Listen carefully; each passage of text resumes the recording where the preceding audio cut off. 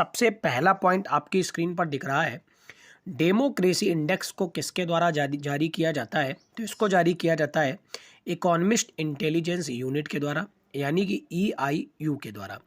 फिर एक global liveability ranking किसके द्वारा जारी की जाती है? तो ये भी जारी की जाती है इकोनॉमिस्ट इंटेलिजेंस यूनिट के द्वारा। करप्शन परसेप्शन इंडेक्स CPI को कौन जारी करता है? तो इसको जारी करता है transparency international. Global corruption index को कौन जारी करता है? तो ये भी ट्रांसपेरेंसी इंटरनेशनल जारी करता है। अब दिक्कत ये होती है सर इतने सारे कैसे पॉइंट याद होंगे? तो देखिए, आप चीज़ों को पॉइंट पकड़ पकड़ के याद करेंगे तो आपको आसानी से याद हो जाएंगे। जैसे ऐसे याद करिए, डेमोक्रेसी और लिवेबिलिटी ये दोनों के दोनों इकोनॉमिस्ट इंटेलिजेंस यूनिट द्वारा जारी किए जाते हैं। करप्शन और ग्लोबल करप्शन परसेप्शन और ग्लोबल करप्शन, जिसमें दोनों में करप्शन है, ये दोनों के दोनों ट्रांसपेरेंसी इंटरनेशनल द्वारा जारी किए जाते हैं। फिर है ह्यूमन कैपिटल इंडेक्स, इसको वर्ल्ड बैंक द्वारा जारी किया जाता है। Ease of doing business index, इसको भी वर्ल्ड बैंक द्वारा जारी किया जाता है, यानी कि जिसमें भी पूंजी की कोई बात हो रही है या फिर कोई बिजनेस की बात हो रही है उसको वर्ल्ड बैंक द्वारा जारी किया जा रहा है। इसके अलावा करप्शन वाले जितने भी थे उनको जारी किया जा रहा था ट्रांसपेरेंसी इंटरनेशनल द्वारा, और लिवेबिलिटी और डेमोक्रेसी को जारी किया जा रहा था इकोनॉमिस्ट इंटेलिजेंस यूनिट के द्वारा। फिर एक ग्लोबल रिस्क रिपोर्ट को वर्ल्ड इकोनॉमिक फोरम के द्वारा जारी किया जाता है। ग्लोबल कम्पिटिटिवनेस इंडेक्स को भी वर्ल्ड इकोनॉमिक फोरम जारी करता है, और ग्लोबल जेंडर गैप रिपोर्ट को वर्ल्ड इकोनॉमिक फोरम जारी करता है। यानी वर्ल्ड इकोनॉमिक फोरम के भी 3 हो गए, पहला है रिस्क, दूसरा है कॉम्पिटिटिवनेस और तीसरा है जेंडर गैप। उम्मीद करता हूँ यहाँ तक के सारे पॉइंट आपको क्लियर हो गए होंगे। बढ़ेंगे अगली स्लाइड की तरफ। अगली स्लाइड में कुछ पॉइंट दिए गए हैं। ग्लोबल एनर्जी ट्रांजिशन इंडेक्स, इसको भी वर्ल्ड इकोनॉमिक फोरम के द्वारा जारी किया जाता है। World travel and tourism competitiveness index, इसको भी वर्ल्ड इकोनॉमिक फोरम जारी करता है। यानी वर्ल्ड इकोनॉमिक फोरम के हम लोगों ने 5 पढ़ लिए। एक पढ़ा world travel and tourism competitiveness, एक हम लोगों ने केवल कम्पिटिटिवनेस पढ़ा था, एक पढ़ा ग्लोबल एनर्जी ट्रांजिशन इंडेक्स, इसके अलावा हम लोगों ने पढ़ा था ग्लोबल रिस्क रिपोर्ट, और इसके अलावा ग्लोबल जेंडर गैप रिपोर्ट। ये 5 किसके थे? वर्ल्ड इकोनॉमिक फोरम के थे। उम्मीद करता हूँ यहाँ तक के सारे पॉइंट क्लियर हो गए होंगे। बढ़ेंगे अगले पॉइंट की तरफ। फिर है वर्ल्ड कम्पिटिटिवनेस इंडेक्स, इसको इंस्टीट्यूट फॉर मैनेजमेंट डेवलपमेंट यानी IMD द्वारा जारी किया जाता है। एनवायरनमेंट परफॉर्मेंस इंडेक्स, इसको Yale University and Columbia University द्वारा जारी किया जाता है। ग्लोबल टेररिज्म इंडेक्स को Institute for Economics and Peace के द्वारा जारी किया जाता है, जो कि ऑस्ट्रेलिया में है। फिर एक ग्लोबल पीस इंडेक्स, इसको जारी किया जाता है Institute for economic and Peace के द्वारा, जो कि ऑस्ट्रेलिया में है। यानी IEP के भी 2 हो गए हैं, पहला है ग्लोबल टेररिज्म इंडेक्स और दूसरा है ग्लोबल पीस इंडेक्स। टेररिज्म और पीस, यानी जब आतंकवाद बढ़ता है तो उसको शांत करना पड़ता है, तो टेररिज्म और पीस इंडेक्स दोनों Institute for economic and Peace के द्वारा ऑस्ट्रेलिया के द्वारा जारी किया जाता है। फिर एक ग्लोबल हंगर इंडेक्स, इसको US based international food policy research institute यानी IFPRI, इसके अलावा Germany based Welthungerhilfe and Irish NGO Concern Worldwide के द्वारा जारी किया जाता है। फिर है वर्ल्ड प्रेस फ्रीडम इंडेक्स, इससे तो बहुत ही बार क्वेश्चन आता है। ये जारी किया जाता है रिपोर्टर्स विदाउट बॉर्डर्स के द्वारा। किसके द्वारा? रिपोर्टर्स विदाउट बॉर्डर्स के द्वारा। बढ़ेंगे नेक्स्ट पॉइंट की तरफ। फिर एक ग्लोबल फिनेंशियल स्टेबिलिटी रिपोर्ट, इसको IMF के द्वारा जारी किया जाता है। फिनेंस और इकोनॉमी से संबंधित संस्था IMF है, जिसको बोलते हैं अंतर्राष्ट्रीय मौद्रिक संगठन, तो उसी के द्वारा इन चीज़ों को लॉन्च किया जाता है। पहला है ग्लोबल फिनेंशियल स्टेबिलिटी रिपोर्ट, इसको IMF। World economic outlook report, इसको भी IMF के द्वारा जारी किया जाता है। फिर है वर्ल्ड इन्वेस्टमेंट रिपोर्ट, इसको United Nations conference on trade and development यानी अंकटाड के द्वारा जारी किया जाता है। फिर है वर्ल्ड हैप्पीनेस रिपोर्ट, इसको United Nations sustainable development solution network के द्वारा जारी किया जाता है। ह्यूमन डेवलपमेंट इंडेक्स यानी HDI रैंकिंग को यूनाइटेड नेशंस डेवलपमेंट प्रोग्राम यानी UNDP के द्वारा लॉन्च किया जाता है। फिर है world employment and social outlook, इसको ट्रेंड WSO ट्रेंड, इसकी रिपोर्ट को जारी किया जाता है इंटरनेशनल लेबर ऑर्गेनाइजेशन यानी ILO के द्वारा। फिर एक क्लाइमेट चेंज परफॉर्मेंस इंडेक्स को जर्मन वाच के द्वारा लॉन्च किया जाता है। ग्लोबल इनोवेशन इंडेक्स को वर्ल्ड इंटेलेक्चुअल प्रॉपर्टी ऑर्गेनाइजेशन यानी WIPO के द्वारा लॉन्च किया जाता है। बढ़ते हैं इस वीडियो की सबसे लास्ट स्लाइड की तरफ। ग्लोबल इकोनॉमिक फ्रीडम इंडेक्स को फ्रेशर इंस्टीट्यूट कनाडा के द्वारा लॉन्च किया जाता है और इंटरनेशनल इंटेलेक्चुअल प्रॉपर्टी इंडेक्स को US chambers global intellectual property के द्वारा लॉन्च किया जाता है। उम्मीद करता हूँ आप सभी ने बहुत अच्छे से इस वीडियो में सारे पॉइंट्स को लर्न कर लिया होगा। इस वीडियो का सबसे इंटरेस्टिंग पार्ट होगा जो कि मैं डेली कराऊंगा, क्विक रिवीजन। बहुत जल्दी से हम लोग क्विक रिवीजन करेंगे एक एक चीज़ का, जिससे कोई भी चीज़ ऐसी ना हो कि वीडियो देखने के बाद हमें याद करनी पड़े। इस वीडियो को आप देखें और इस वीडियो में ही आपको सारे पॉइंट लर्न हो जाएं। जल्दी जल्दी से रिवीजन करेंगे।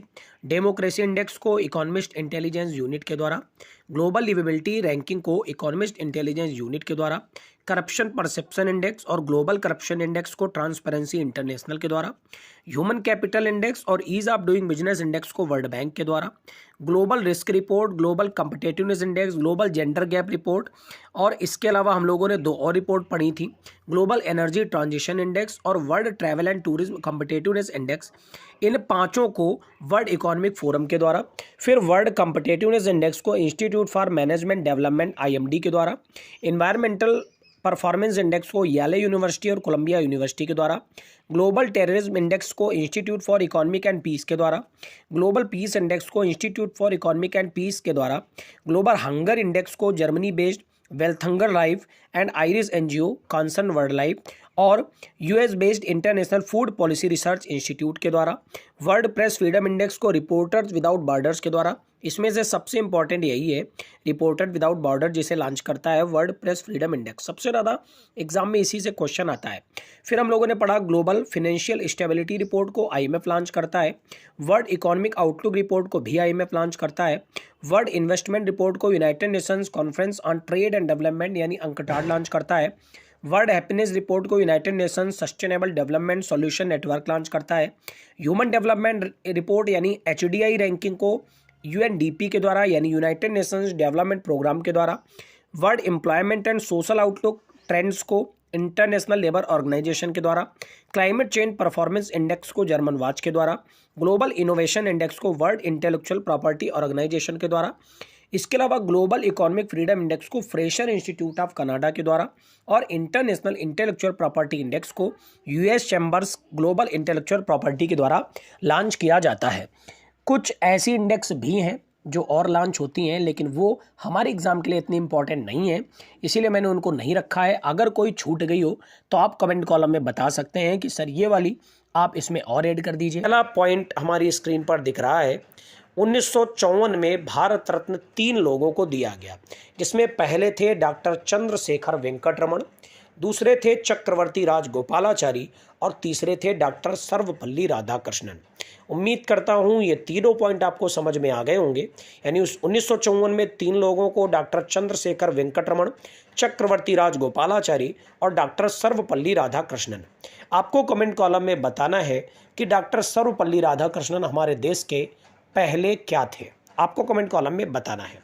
फिर 1955 में यह अवार्ड 3 लोगों को दिया गया, जिसमें पहले थे सर मोक्षगुंडम विश्वेश्वरैया, दूसरे थे डॉक्टर भगवान दास और तीसरे थे जवाहरलाल नेहरू, जो कि हमारे देश के पहले प्रधानमंत्री थे। उम्मीद करता हूँ ये पॉइंट भी आपको क्लियर हो गए होंगे। यानी 1954 में भी 3 लोगों को डॉक्टर चंद्रशेखर वेंकट रमन, चक्रवर्ती राजगोपालाचारी और डॉक्टर सर्वपल्ली राधाकृष्णन। इसके अलावा 1955 में भी 3 लोगों को सर मोक्षगुंडम विश्वेश्वरैया, डॉक्टर भगवान दास और जवाहरलाल नेहरू को। 1957 में केवल 1 लोग को मिला, वो थे गोविंद बल्लभ पंत। 1958 में भी 1 ही लोग को मिला, महर्षि डॉक्टर ढोंडो केशव कर्वे। तो 1957 में गोविंद बल्लभ पंत और 1958 में महर्षि डॉक्टर ढोंडो केशव कर्वे। 1961 में 2 लोगों को यह सम्मान मिला, राजर्षि पुरुषोत्तम दास टंडन और डॉक्टर बिधान चंद्र राय। बिधान चंद्र राय तो बहुत ही इंपॉर्टेंट व्यक्ति हैं, कौन थे ये आप कमेंट कॉलम में बताएंगे।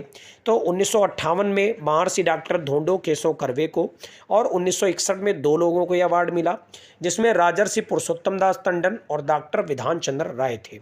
1962 में डॉक्टर राजेंद्र प्रसाद को मिला, जो कि हमारे देश के पहले राष्ट्रपति थे, आपको पता ही है। डॉक्टर राजेंद्र प्रसाद को 1962 में सम्मान मिला। 1963 में डॉक्टर जाकिर हुसैन और डॉक्टर पांडुरंग वामन काणे को यह अवार्ड मिला। तो 1963 में डॉक्टर जाकिर हुसैन और डॉक्टर पांडुरंग वामन काणे को यह अवार्ड मिला। उसके बाद 1966 में लाल बहादुर शास्त्री पहले ऐसे पुरस्कार विजेता बने जिनको मरणोपरांत भारत रत्न मिला 1966 में। तो ये पॉइंट आपको बहुत अच्छे से याद रखना है, क्योंकि पहली लिस्ट में आपने देखा कोई भी ऐसा व्यक्ति नहीं था जिसको मरणोपरांत भारत रत्न मिला हो। तो बहुत ही ज़्यादा इंपॉर्टेंट है लाल बहादुर शास्त्री। 1966 में इनको पहली बार मरणोपरांत भारत रत्न दिया गया था। कौन थे ये तो आप परिचित हैं ही, आप कमेंट कॉलम में बताएंगे। फिर इंदिरा गांधी को 1971 में भारत रत्न से सम्मानित किया गया, वराहगिरी वेंकटगिरी को 1975 में और कुमार स्वामी कामराज को मरणोपरांत 1976 में, मदर टेरेसा जी को 1980 में। एक बार फिर से देखिए, 1966 में लाल बहादुर शास्त्री को मरणोपरांत दिया गया, 1971 में इंदिरा गांधी जी को, 1975 में वराहगिरी वेंकटगिरी को, कुमार स्वामी कामराज जी को 1976 में और मदर टेरेसा को 1980 में। आपको कमेंट कॉलम में बताना है कि मदर टेरेसा किस एक देश की रहने वाली थी। 1983 में आचार्य विनोबा भावे को मरणोपरांत दिया गया था। आपको कमेंट कॉलम में बताना है कि आचार्य विनोबा भावे से रिलेटेड कौन सा ऐसा आंदोलन है जो सबसे ज़्यादा एग्जाम में पूछा भी जाता है, आप कमेंट कॉलम में बताएंगे। 1987 में खान अब्दुल गफ्फार खान को दिया गया, 1988 में मरुथुर गोपालन रामचंद्रन को मरणोपरांत दिया गया और 1990 में डॉक्टर भीमराव अंबेडकर को मरणोपरांत यह सम्मान दिया गया। तो याद रखिएगा कुछ पॉइंट। 1980 में मदर टेरेसा जी को, आचार्य विनोबा भावे को 1983 में, खान अब्दुल गफ्फार खान को 1987 में, मरुथुर गोपालन रामचंद्रन को 1988 में और डॉक्टर भीमराव अंबेडकर को 1990 में दिया गया। डॉक्टर भीमराव अंबेडकर जिनसे आप भली भांति परिचित हैं, जिन्होंने संविधान का निर्माण भी किया था। कितने टाइम में संविधान का निर्माण किया था, आप कमेंट कॉलम में बताएंगे। फिर नेल्सन मंडेला 1990 में इनको अवार्ड दिया गया था। उसके बाद 1991 में सरदार वल्लभ भाई पटेल को मरणोपरांत इस सम्मान से सम्मानित किया गया था। मोरारजी देसाई जिन्हें 1991 में यह सम्मान दिया गया था। एक बार फिर से देखिए, 1988 में मरुथुर गोपाल रामचंद्रन को मरणोपरांत दिया गया था। डॉक्टर भीमराव अंबेडकर को 1990 में दिया गया था। नेल्सन मंडेला को 1990 में, सरदार वल्लभ भाई पटेल को मरणोपरांत 1991 में और मोरारजी देसाई को 1991 में। उम्मीद करता हूँ यहाँ तक के सारे पॉइंट अभी तक आपको अच्छे से क्लियर हो गए होंगे। बढ़ते हैं नेक्स्ट पॉइंट की तरफ। नेक्स्ट पॉइंट है, राजीव गांधी को मरणोपरांत 1991 में सम्मान दिया गया था। मौलाना अबुल कलाम आज़ाद को 1992 में, JRD टाटा को 1992 में और सत्यजीत रे 1992 में। आपको कमेंट कॉलम में बताना है कि मैंने आपको 1-2 दिन पहले ही पढ़ाया था, सत्यजीत रे द्वारा निर्देशित एक मूवी थी, इसको कौन सा सम्मान मिला था और इस मूवी का नाम क्या है। डॉक्टर कलाम सर को 1997 में, अरुणा आसफ अली को मरणोपरांत और गुलजारी लाल नंदा को मरणोपरांत 1997 में। एक बार फिर से देखिए, राजीव गांधी को मरणोपरांत 1991 में, मौलाना अबुल कलाम आज़ाद और JRD टाटा, सत्यजीत रे को 1992 में, डॉक्टर कलाम, अरुणा आसिफ अली और गुलजारी लाल नंदा को 1997 में। उसके बाद 1998 में भी ये अवार्ड 3 लोगों को दिया गया, MS सुब्बुलक्ष्मी, चिदम्बरम सुब्रमण्यम और जयप्रकाश नारायण। उम्मीद करता हूँ यहाँ तक आपको सारे पॉइंट अच्छे से क्लियर हो गए होंगे। 1999 में भी अवार्ड 3 लोगों को मिला, पंडित रविशंकर 1999 में। किस एक वादक से संबंधित है पंडित रविशंकर, आप कमेंट कॉलम में बताइए। प्रोफेसर अमर्त्य सेन को 1999 में अवार्ड मिला था। गोपीनाथ बारदोलोई को मरणोपरांत 1999 में यह अवार्ड मिला था। अमर्त्य सेन को 1998 में कौन सा नोबेल पुरस्कार दिया गया था, ये भी आप कमेंट कॉलम में बताएंगे। बढ़ेंगे फिलहाल लास्ट स्लाइड की तरफ। लास्ट स्लाइड में कुछ पॉइंट बहुत ही इंपॉर्टेंट है। उस्ताद बिस्मिल्लाह खां जिनको 2001 में और लता मंगेशकर को 2001 में। जो ये स्लाइड में आपको पॉइंट दिख रहे हैं, ये सबसे ज़्यादा इंपॉर्टेंट है। वैसे इंपॉर्टेंट तो हर एक पॉइंट ही है, लेकिन एग्जाम में ज़्यादातर ये पॉइंट से क्वेश्चन आते हैं। भीमसेन जोशी जी को 2008 में, चिंतामणि नागेश रामचंद्र राव को 2014 में और सचिन तेंदुलकर को 2014 में। सचिन तेंदुलकर पहले भारतीय क्रिकेटर और पहले भारतीय व्यक्ति थे जिनको इतनी कम उम्र में भारत रत्न अवार्ड मिला था। अटल बिहारी वाजपेयी जी को 2015 में, मदन मोहन मालवीय जी को 2015 में, नानाजी देशमुख को 2019 में, प्रणब मुखर्जी को 2019 में और भूपेन हजारिका को 2019 में। उम्मीद करता हूँ ये पॉइंट आपको अच्छे से समझ में आया होगा। एक बार फिर से देखिए, उस्ताद बिस्मिल्लाह खां और लता मंगेशकर जी को 2001 में, भीमसेन जोशी को 2008 में, चिंतामणि नागेश रामचंद्र राव और सचिन तेंदुलकर को 2014 में, अटल बिहारी वाजपेयी और मदन मोहन मालवीय को 2015 में, नानाजी देशमुख, प्रणब मुखर्जी और भूपेन हजारिका को 2019 में। प्रणब मुखर्जी जो कि भारत के पूर्व राष्ट्रपति भी रह चुके हैं। उम्मीद करता हूं यहां तक के सारे पॉइंट आपको अच्छे से क्लियर हो गए होंगे। इसके अलावा एक पॉइंट मैं आपको और भी बता दूं, जो भारत रत्न से रिलेटेड पॉइंट बहुत ज़्यादा आता है। सबसे पहला तो ये पॉइंट कि सबसे कम उम्र के कौन से व्यक्ति थे, तो वो सचिन तेंदुलकर रहेंगे। और दूसरा पॉइंट है पहले विदेशी व्यक्ति कौन थे जिनको भारत रत्न सम्मान दिया गया था, तो वो थे खान अब्दुल गफ्फार खान। खान अब्दुल गफ्फार खान जिनको बादशाह खान के नाम से भी जानते थे। इनका एक दूसरा नाम बहुत ही ज़्यादा चर्चित है, वो आप लोग बताएंगे कि इनका दूसरा चर्चित नाम कौन सा था। तो ये सबसे पहले बात करेंगे विटामिन ए की, जिसका रासायनिक नाम होता है रेटिनॉल। इसकी कमी से रोग होता है रतौंधी। स्रोत होते हैं गाजर, दूध, अंडा और फल। मैं आपको एक चीज़ बता दूं, एग्जाम में स्रोत इतना ज़्यादा नहीं पूछते हैं जितना ज़्यादा विटामिन से रिलेटेड रासायनिक नाम और उसकी कमी से होने वाला रोग पूछते हैं। तो आप ऐसा नहीं है कि स्रोत नहीं पढ़ेंगे, स्रोत भी आप पढ़कर जाएंगे एग्जाम में, लेकिन रासायनिक नाम और उसकी कमी से होने वाला रोग ये तो आपको पता ही होना चाहिए। तो हमने पहला पॉइंट पढ़ा कि विटामिन ए जिसका रासायनिक नाम होता है रेटिनॉल और इसकी कमी से रोग होता है रतौंधी। स्रोत होते हैं गाजर, दूध, अंडा और फल। इसके अलावा बात करें अगला विटामिन, तो विटामिन B1। मैंने सारे वही पॉइंट लिए हैं तो जो आपके एग्जाम में आते हैं। तो टू द पॉइंट बात करेंगे, एक भी बार इधर उधर नहीं भटकना है। विटामिन B1 जिसका रासायनिक नाम होता है थायमिन। इसकी कमी से रोग होता है बेरी। इसमें स्रोत जरूरी होते हैं मूंगफली, आलू और सब्जियां। फिर से देखिए एक बार, विटामिन B1 जिसका रासायनिक नाम होता है थायमिन। इसकी कमी से रोग होता है बेरी। नेक्स्ट पॉइंट है विटामिन B2 जिसका रासायनिक नाम होता है राइबोफ्लेविन। इसकी कमी से रोग होता है त्वचा फट जाती है या आंखों का रोग हो जाता है। कौन से रोग होते हैं, तो त्वचा फटना और आंखों का रोग होना। स्रोत इसमें है अंडा, दूध और हरी सब्जियां। बात करें अगले पॉइंट की तरफ, अगला पॉइंट है विटामिन B3 जिसका रासायनिक नाम है पेंटोथोनिक अम्ल। इसकी कमी से रोग होता है पैरों में जलन होती है। इसके अलावा बाल जल्द ही सफ़ेद होने लगते हैं।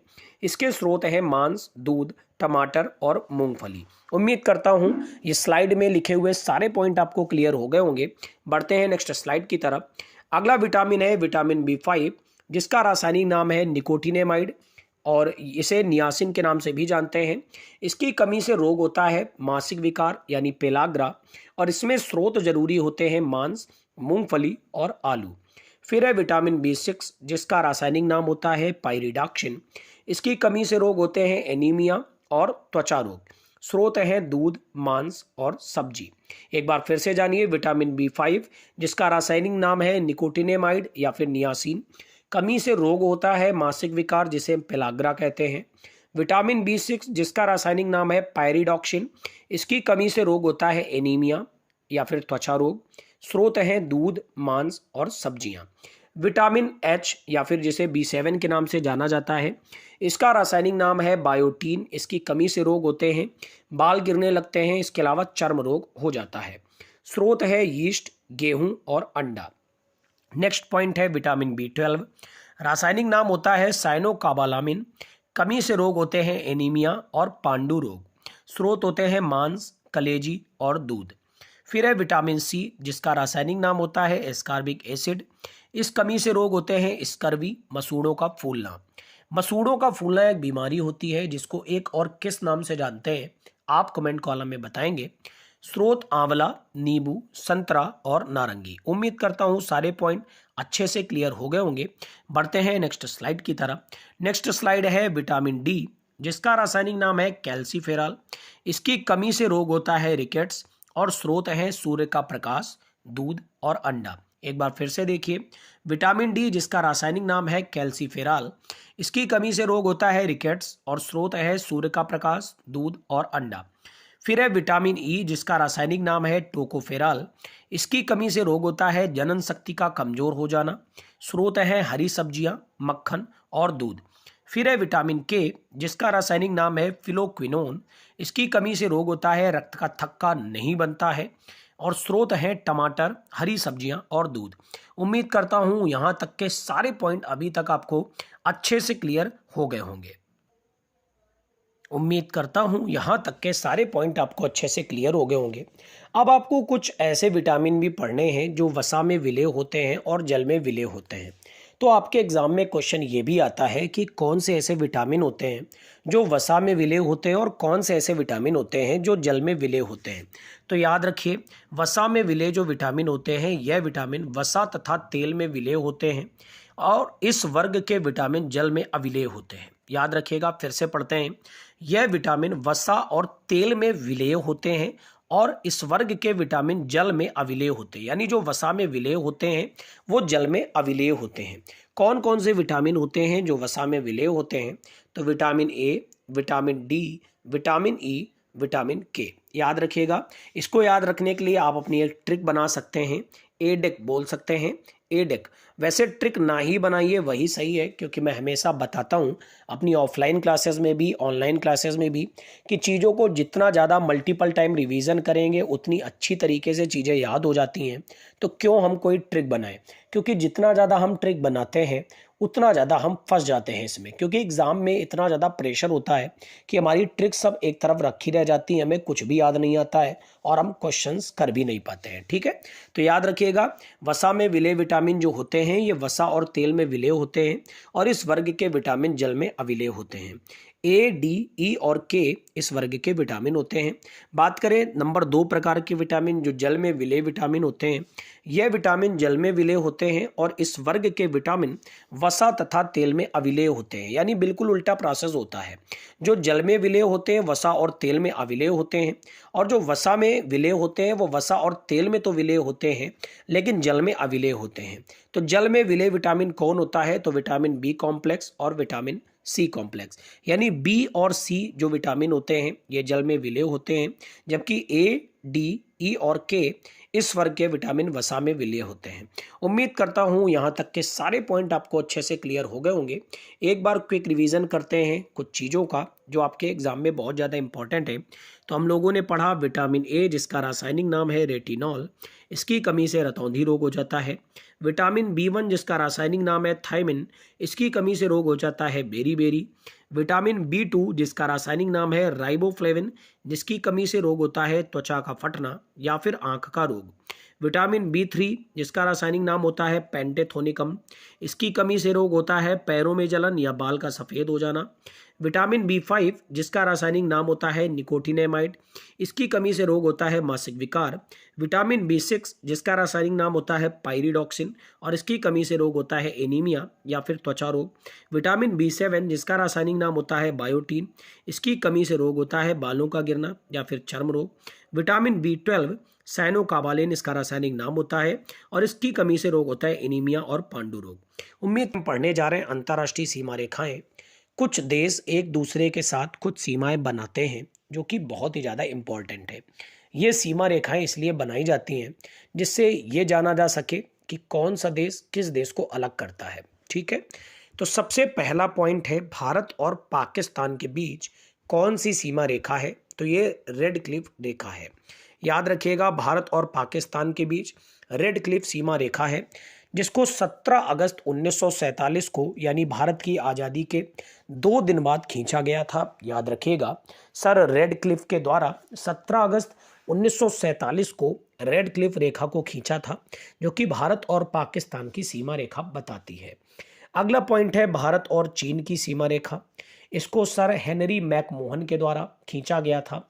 किस ईयर में खींचा गया था ये आप कमेंट कॉलम में बताएंगे। सर हेनरी मैकमोहन ने भारत और चीन की सीमा रेखा को खींचा था। इसके अलावा मेरा एक क्वेश्चन और रहेगा कि भारत और पाकिस्तान के बीच जो बाउंड्री है, पाकिस्तान भारत से कितने किलोमीटर की बाउंड्री बनाता है? इसके अलावा चाइना भारत से कितने किलोमीटर की बाउंड्री बनाता है? मेरे ये दोनों क्वेश्चन का आंसर आप कमेंट कॉलम में जरूर देंगे।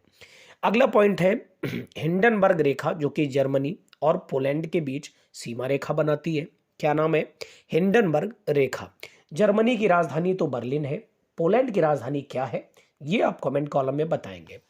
अगला पॉइंट है मैगिनाट रेखा जो कि जर्मनी और फ्रांस के बीच में है। फ्रांस की राजधानी का नाम पेरिस है। तो मैगिनाट रेखा जर्मनी और फ्रांस के बीच है, जबकि हिंडनबर्ग रेखा जर्मनी और पोलैंड के बीच है। अब एक पॉइंट ये आता है कि दोनों में जर्मनी है, कहीं ऐसा ना हो हम भूल जाए।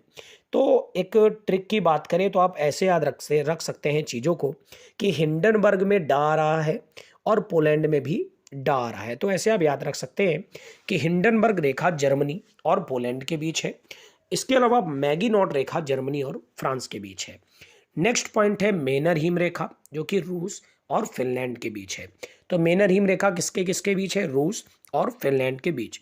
नेक्स्ट पॉइंट है 38वीं समांतर रेखा, जो कि उत्तर कोरिया और दक्षिण कोरिया के बीच है। ये तो बहुत ही आसान है, दोनों कोरिया वाले देश। तो 38वीं समानांतर रेखा उत्तर कोरिया और दक्षिण कोरिया के बीच है। नेक्स्ट पॉइंट है 49वीं समानांतर रेखा, जो कि यूएसए और कनाडा के बीच है। इसके बाद ड्यूरंड रेखा, जो कि पाकिस्तान और अफगानिस्तान के बीच है। उम्मीद करता हूं ये कुछ इंपॉर्टेंट रेखाएं आपको याद हो गई होंगी। बहुत सारी रेखाएं हैं पूरे विश्व में जो एक देश से दूसरे देश के बीच खिंची हुई हैं, लेकिन हमारे लिए इंपॉर्टेंट वो है जो हमारे एग्जाम में आता है।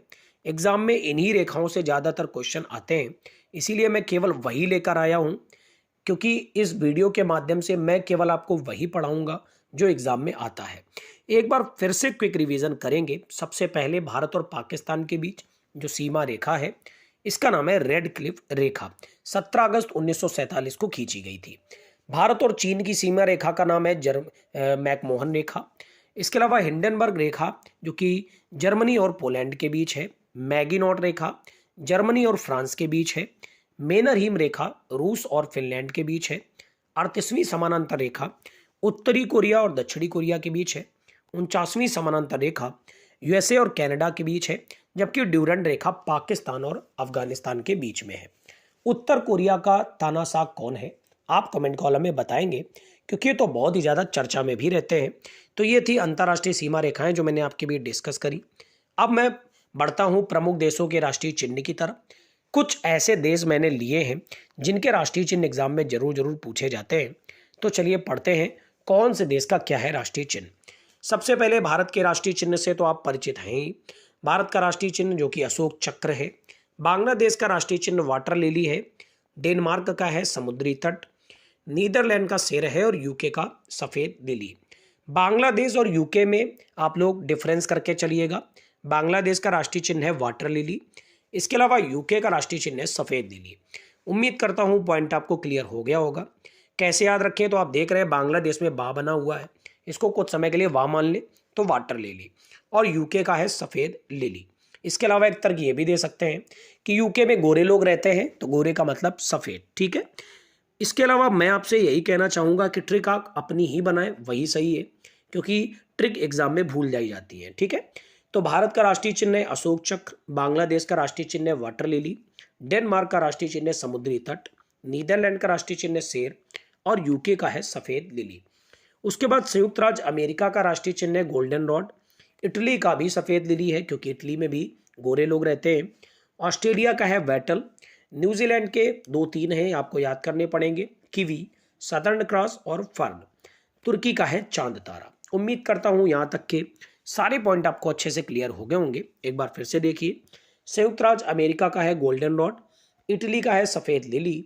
ऑस्ट्रेलिया का है वेटल। न्यूजीलैंड का है किवी, सदर्न क्रॉस और फर्न। तुर्की का है चांद तारा। उसके बाद नॉर्वे का है शेर। अब इसके अलावा आप याद करो जरा किस एक देश का और शेर था? तो नीदरलैंड का भी शेर था। ऐसे आपको लिंक करके चीजों को चलना है कि नीदरलैंड और नॉर्वे दोनों के कौन है शेर। फिर फ्रांस का है लिली। देखिए लिली अभी तक 4 आ चुके हैं। कौन कौन? बांग्लादेश का वाटर लिली, यूके का सफेद लिली, इटली का सफेद लिली और फ्रांस का लिली। तो कंफ्यूज ना होइएगा। ईरान का है गुलाब का फूल, स्पेन का है ईगल और जापान का है गुलदाउदी। उम्मीद करता हूं यहां तक सारे पॉइंट आपको अच्छे से क्लियर हो रहे होंगे। एक बार फिर से देखिए। नॉर्वे का है शेर, फ्रांस का है लिली, ईरान का है गुलाब का फूल, स्पेन का है ईगल और जापान का है गुलदाउदी। इसके अलावा कनाडा का है मैपल लीफ और रूस का है डबल हेडेड ईगल। उम्मीद करता हूं अंतर्राष्ट्रीय सीमा रेखाएं और प्रमुख देशों के राष्ट्रीय चिन्ह, ये दोनों टॉपिक आपको अच्छे से क्लियर हो गए होंगे। बढ़ते इस वीडियो के सबसे इंटरेस्टिंग पार्ट की तरफ, जो कि क्विक तरीके से रिवीजन है। तो चलिए जल्दी से रिवीजन करेंगे एक एक पॉइंट का। मैं इस वीडियो में आपको एक एक पॉइंट अच्छे से याद करा देता हूं। इसके अलावा अगर आपको नहीं याद हो पाता है तो आप स्क्रीनशॉट लिया करिए और चीज़ों को टहल टहल के याद किया करिए। पढ़ेंगे पॉइंट्स को। भारत और पाकिस्तान की सीमा रेखा है रेड क्लिफ रेखा। भारत और चाइना की सीमा रेखा है मैकमोहन रेखा। जर्मनी पोलैंड की सीमा रेखा है हिंडनबर्ग रेखा। जर्मनी फ्रांस की सीमा रेखा है मैगिनॉट रेखा। रूस और फिनलैंड की रेखा है मेनरहीम रेखा। उत्तर कोरिया और दक्षिण कोरिया की रेखा है 38वीं समानांतर रेखा। यूएसए और कनाडा की है 49वीं समानांतर रेखा। पाकिस्तान अफगानिस्तान की है ड्यूरेंड रेखा। उसके बाद हम लोगों ने पढ़े प्रमुख देशों के राष्ट्रीय चिन्ह, जिसमें भारत का राष्ट्रीय चिन्ह अशोक चक्र, बांग्लादेश का राष्ट्रीय चिन्ह है वाटर लिली, डेनमार्क का समुद्री तट, नीदरलैंड का शेर और यूके का लिली। इसके अलावा संयुक्त राज्य अमेरिका का गोल्डन रॉड, इटली का सफ़ेद लिली, ऑस्ट्रेलिया का वेटल, न्यूजीलैंड का किवी, सदर्न क्रॉस और फर्न, तुर्की का चांद तारा, नॉर्वे का शेर, फ्रांस का लिली, ईरान का गुलाब का फूल, स्पेन का ईगल, जापान का गुलदाउदी, कनाडा का मैपल लीफ और रूस का डबल हेडेड ईगल। कैसा लगा आपको वीडियो आपका? तो जल संधि या फिर जल संयोगी या फिर जल डमरू मध्य पानी के ऐसे तंग मार्ग को कहते हैं जो दो बड़े पानी के समूहों को जोड़ता है और जिसमें से नावें गुजर करके एक बड़े जलाशय से दूसरे बड़े जलाशय तक जाती हैं। उम्मीद करता हूं आपको समझ में आ गया होगा। अब इसका भौगोलिक आकार जो होता है वो डमरू जैसा होता है, इसी वजह से इसका नाम जल डमरू मध्य भी होता है। तो आपने समझ लिया होगा। मैं कोई भी टॉपिक शुरू करता हूं तो उससे रिलेटेड पॉइंट आपको बता देता हूं। इसके अलावा बहुत ज़्यादा डिटेल में जाने के लिए, मैप पर जानने के लिए आपको हमारे चैनल को सब्सक्राइब करना पड़ेगा। बहुत ही जल्द इसमें जीएस की डिटेल क्लासेस जैसा कि मैंने बताया शुरू होंगी। तो चलिए अपने कंटेंट पर फोकस करते हैं। सबसे पहला पॉइंट है विश्व की प्रमुख जल संधियों में जो मैं आपको पढ़ाने जा रहा हूँ, यह है बॉस जल संधि। बॉस जल संधि जो कि तस्मान सागर और दक्षिण सागर को जोड़ती है। किसको किसको जोड़ती है? तो तस्मान सागर और दक्षिण सागर को जोड़ती है।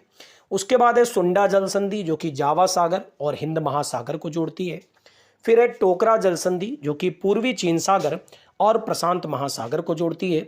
उसके बाद है युकाटन जल संधि जो कि मैक्सिको की खाड़ी और कैरिबियन सागर को जोड़ती है। ओरंटो जल संधि जो कि एड्रियाटिक सागर और आयोनियन सागर को जोड़ती है। नॉर्थ चैनल बहुत ही ज़्यादा इंपॉर्टेंट है जो कि आयरिश सागर और अटलांटिक महासागर को जोड़ती है।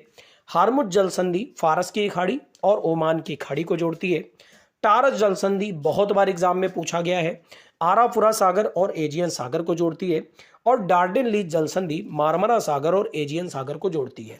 अब कुछ लोगों को लग रहा होगा कि एक ही क्लास में कैसे याद हो सकता है, तो मैं आपको हमेशा बताता हूँ कि आप स्क्रीनशॉट लिया करिए और इन चीज़ों को मल्टीपल टाइम रिवीजन किया करिए, क्योंकि जीएस में जो चीज़ें समझानी है वो तो समझने से ही आती हैं, लेकिन जिन चीज़ों में हमें याद करना पड़ेगा, रट्टा लगाना पड़ेगा, तो उसमें आपको करना ही पड़ेगा। ठीक है, तो एक बार फिर से एक एक पॉइंट को हम देखेंगे, बहुत अच्छे से एक एक पॉइंट समझेंगे कि आखिर कौन सी जल संधि कहाँ पर स्थित है। सबसे पहला पॉइंट, बॉस जल संधि जो कि तस्मान सागर और दक्षिण सागर को जोड़ती है। सुंडा जल संधि जो कि जावा सागर और हिंद महासागर को जोड़ती है।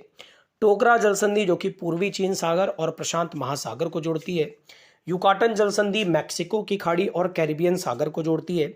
ओरंटो जल संधि एड्रियाटिक सागर और आयोनियन सागर को जोड़ती है। नॉर्थ चैनल जल संधि आयरिश सागर और अटलांटिक महासागर को जोड़ती है। हार्मुज जल संधि फारस की खाड़ी और ओमान की खाड़ी को जोड़ती है। टॉरस जल संधि अराफुरा सागर और एजियन सागर को जोड़ती है, जबकि डार्डेन लीच जल संधि मार्मरा सागर और एजियन सागर को जोड़ती है। उम्मीद करता हूँ ये स्लाइड आपको कंप्लीट हो गई होगी, आपने लर्न कर लिया होगा मेरे साथ में। तो अब बढ़ते हैं अगली स्लाइड की तरफ। अगली स्लाइड में भी कुछ बहुत ही इंपॉर्टेंट जल संधियाँ हैं, जैसे कि पहली जल संधि है बास्फोरस जल संधि जो कि काला सागर और मार्मरा सागर को जोड़ती है। नेक्स्ट है मकासार जल संधि जो कि जावा सागर और सेलिबीत सागर को जोड़ती है। मेरी गुजारिश रहेगी आप लोग ज़्यादा से ज़्यादा शेयर करिए, जिससे ज़्यादा से ज़्यादा लोग लाइव आ सकें। अगला पॉइंट है बाब अल मंडेब जल संधि, ये तो बहुत ही ज़्यादा इंपॉर्टेंट है, जो कि लाल सागर और अरब सागर को जोड़ती है। फिर है सबसे इंपॉर्टेंट जल संधि जो कि हर एग्जाम में आती ही आती है, मलक्का जल संधि जो कि अंडमान सागर और दक्षिण सागर को जोड़ती है। फिर है पाक जल संधि जो कि मैंने ऑफलाइन क्लासेस में भी बहुत बार इस पर डिस्कस किया हुआ है, मन्नार और बंगाल की खाड़ी को जोड़ती है।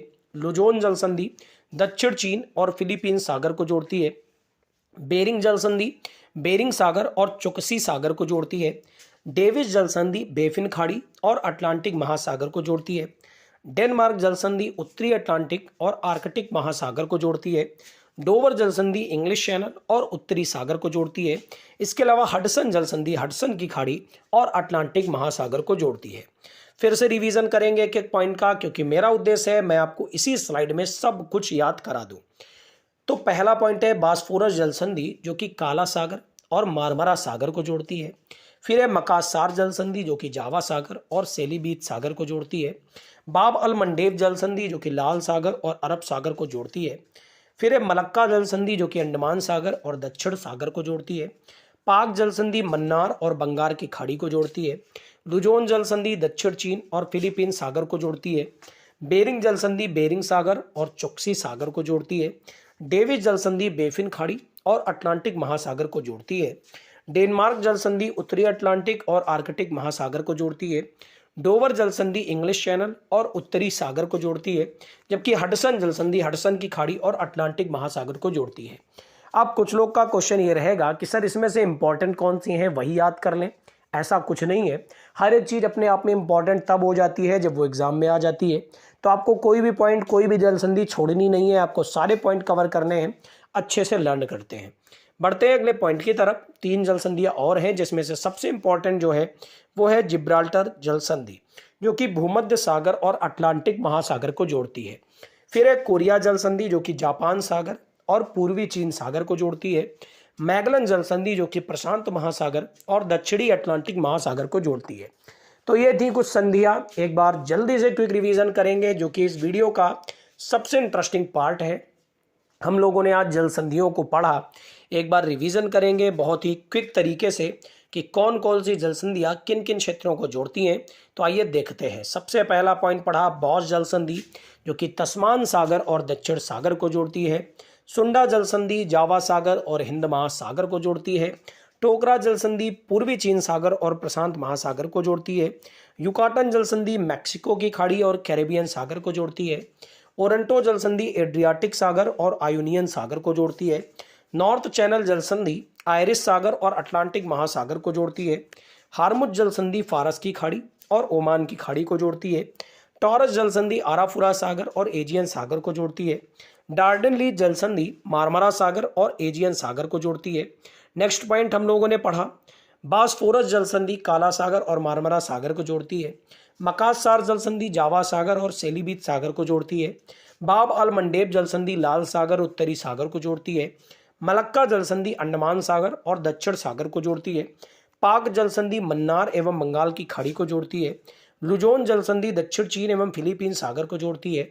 बेरिंग जल संधि बेरिंग सागर और चोक्सी सागर को जोड़ती है। डेविस जल संधि बेफिन खाड़ी और अटलांटिक महासागर को जोड़ती है।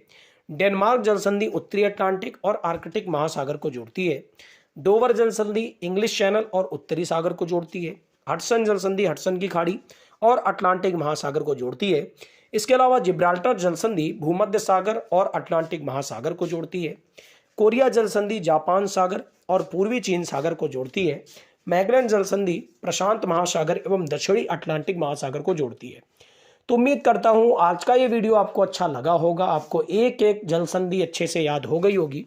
अब कुछ मेरे भाई बहन अगर क्वेश्चन करें कि इसमें से कौन कौन सी जल संधियाँ सर सबसे ज़्यादा इंपॉर्टेंट है, तो मैं आपको बताना चाहूँगा जो पिछले सालों में सबसे ज़्यादा पूछी गई हैं वो कौन कौन सी जल संधियाँ हैं। तो आप देख सकते हैं, मैं आपको बता दूँ। नंबर 1 पर रहेगी हार्मुज जल संधि, जो बहुत ज़्यादा पूछी गई है। फिर रही है सुंडा जल संधि। उसके बाद मकासार जल संधि, बाब अल मंडेब जल संधि, मलक्का जल संधि, पाक जल संधि, बेरिंग जल संधि, हडसन जल संधि, इसके अलावा जिब्राल्टर जल संधि। बाकी कुछ ऐसा नहीं है कि मैं आपको सजेस्ट कर रहा हूं कि बाकी आप छोड़ दीजिए, ऐसा कुछ नहीं है। के साथ पहला क्वेश्चन आपकी स्क्रीन पर है। 1904 में भारतीय विश्वविद्यालय अधिनियम पारित किया गया था। उसके बाद 1905 में बंगाल का विभाजन किया जाता है। बंगाल का विभाजन किस एक गवर्नर जनरल के समय में किया गया था, आप कमेंट कॉलम में बताएंगे। एक बार मैं फिर से बता दूं, ये क्लास केवल 1 लाइनर है। डिटेल क्लासेस के लिए आप हमारे चैनल को सब्सक्राइब करिए, बहुत ही जल्द डिटेल क्लासेस भी कराई जाएंगी।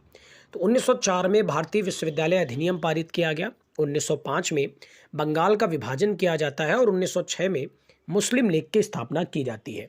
मुस्लिम लीग की स्थापना किसने करी थी, ये भी आप कमेंट कॉलम में बताते जाइए। 1907 में सूरत अधिवेशन होता है और कांग्रेस में फूट डाल दी जाती है। ठीक है, जब सूरत अधिवेशन किया जाता है 1907 में और कांग्रेस में फूट डाली जाती है, तो आपको पता होगा नरम दल और गरम दल दो भागों में कांग्रेस बंट जाता है।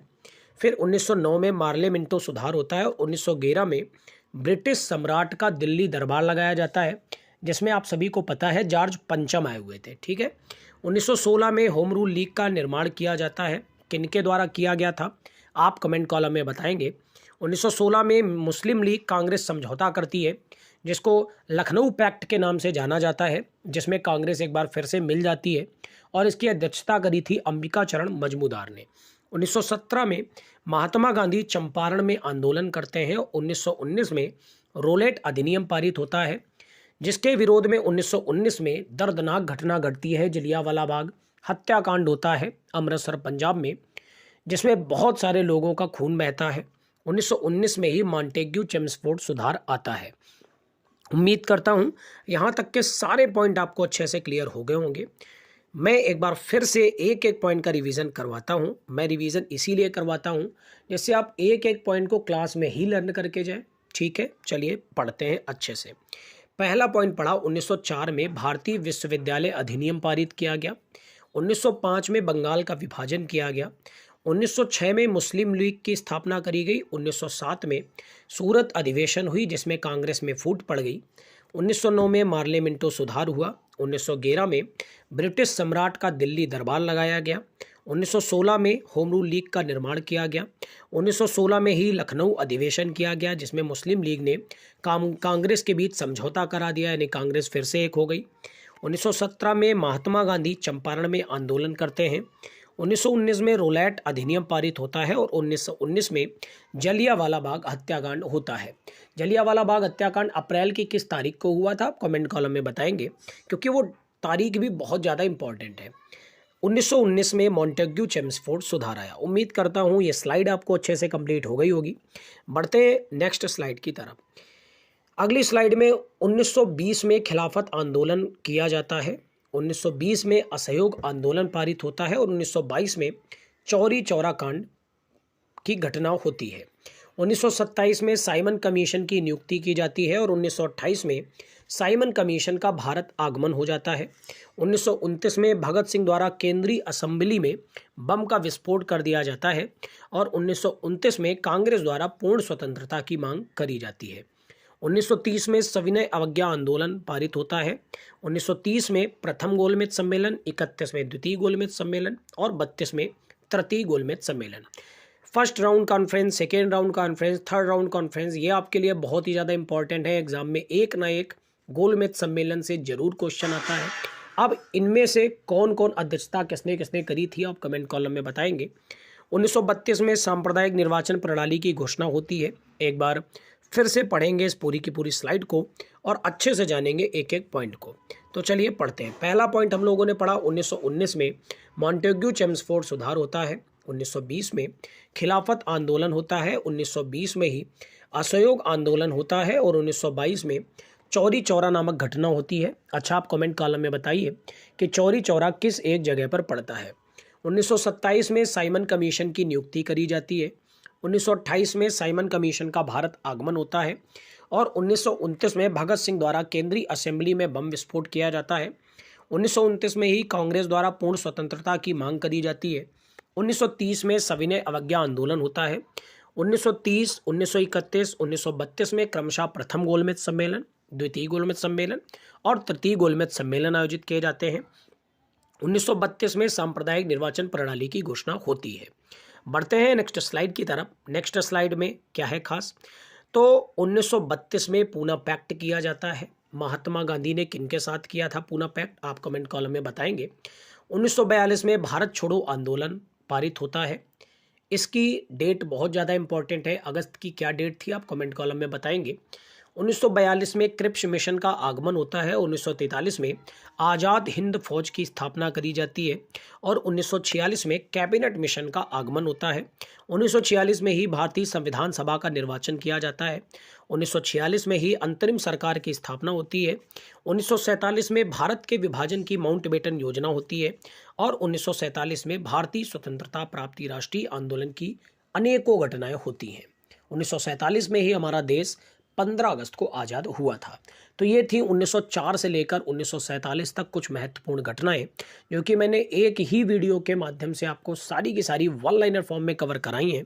अगर आप इस वीडियो को देखकर जाते हो एग्जाम से पहले 2-3 बार इस वीडियो को अभी भी देख लेते हो तो आपको एक एक पॉइंट अच्छे से लर्न हो जाएगा। बढ़ते इस वीडियो के सबसे इंटरेस्टिंग पार्ट की तरफ, जो कि क्विक रिवीजन है। मैं बार बार रिवीजन इसलिए कराता हूँ बेटा, जिससे आपको कोई भी पॉइंट ऐसा ना हो कि आप इस क्लास को देखने के बाद अलग से याद कर रहे हो। मैं आपको प्रयास करता हूँ कि इसी क्लास में सब कुछ याद हो जाए। चलिए बढ़ते हैं। पहला पॉइंट हम लोगों ने पढ़ा, 1904 में भारतीय विश्वविद्यालय अधिनियम पारित किया जाता है। 1905 में बंगाल का विभाजन होता है। 1906 में मुस्लिम लीग की स्थापना होती है। 1907 में सूरत अधिवेशन के बाद कांग्रेस में फूट पड़ जाती है। 1909 में मार्ले मिंटो सुधार होता है। 1911 में ब्रिटिश सम्राट का दिल्ली दरबार लगाया जाता है। 1916 में होम रूल लीग का निर्माण और लखनऊ पैक्ट होता है। 1917 में महात्मा गांधी द्वारा चंपारण में आंदोलन किया जाता है। 1919 में 3 घटनाएं, रोलेट एक्ट, जलियांवाला बाग हत्याकांड और मॉन्टेग्यू चेम्सफोर्ड सुधार होता है। फिर 1920 आते आते खिलाफत आंदोलन और असहयोग आंदोलन। 1922 में चौरी चौरा कांड। 1927 में साइमन कमीशन की नियुक्ति होती है। 1928 में साइमन कमीशन का भारत आगमन। 1929 में भगत सिंह केंद्रीय असेंबली में बम फोड़ते हैं और कांग्रेस द्वारा पूर्ण स्वतंत्रता की मांग उठती है। 1930 में सविनय अवज्ञा आंदोलन और प्रथम गोलमेज सम्मेलन। 1931 में द्वितीय गोलमेज सम्मेलन और 1932 में तृतीय गोलमेज सम्मेलन और सांप्रदायिक निर्वाचन प्रणाली की घोषणा की जाती है। 1932 में पूना पैक्ट की घोषणा होती है। 1942 में भारत छोड़ो आंदोलन और क्रिप्स मिशन का आगमन होता है। 1943 में आज़ाद हिंद फौज की स्थापना होती है। 1946 में कैबिनेट मिशन का आगमन, भारतीय संविधान सभा का निर्वाचन, अंतरिम सरकार की स्थापना और 1947 में भारत के विभाजन की माउंटबेटन योजना बनाई जाती है और भारतीय स्वतंत्रता। सबसे पहले मैं आपको ये भी बता दूं कि ये सारे question railway, NTPC, group D, ALP, JE की जो भी परीक्षाएं 2022 में हुई हैं, उन सभी परीक्षाओं में ये आए हुए सवाल हैं। इसीलिए मैंने सारे क्वेश्चन सिलेक्टेड और इम्पोर्टेंट रखे हैं। सबसे पहले पढ़ेंगे भारत की कुछ प्रमुख समितियां जो बहुत ज़्यादा चर्चा में रहती हैं। सबसे पहली समिति है के संथानम समिति, जो कि सीबीआई की स्थापना के लिए लागू की गई थी। दूसरी है एसपी तलवार समिति, जो कि कमज़ोर सार्वजनिक क्षेत्र के बैंकों का पुनर्गठन करने के लिए बनाई गई थी। फिर है सुरेश तेंदुलकर समिति, जो कि बहुत ही ज़्यादा इम्पॉर्टेंट है। चाहे कोई सा भी एग्ज़ाम हो उसमें एक क्वेश्चन आता ही है कि सुरेश तेंदुलकर समिति का संबंध किस एक क्षेत्र से है। तो याद रखिएगा, गरीबी रेखा को पुनर्भाषित करना और उनकी गणना सूत्र स्थापित करना। मेरा क्वेश्चन आपसे रहेगा कि सुरेश तेंदुलकर समिति किस एक वर्ष बनाई गई थी, आप कमेंट कॉलम में बताएंगे। फिर सप्तऋषि समिति, जिसे जुलाई 2002 में घरेलू चाय उद्योग के विकास के लिए बनाया गया था। एक बार फिर से रिवीजन करेंगे। सबसे पहले हम लोगों ने पढ़ा के संथानम समिति, जिसे सीबीआई की स्थापना के लिए बनाया गया था।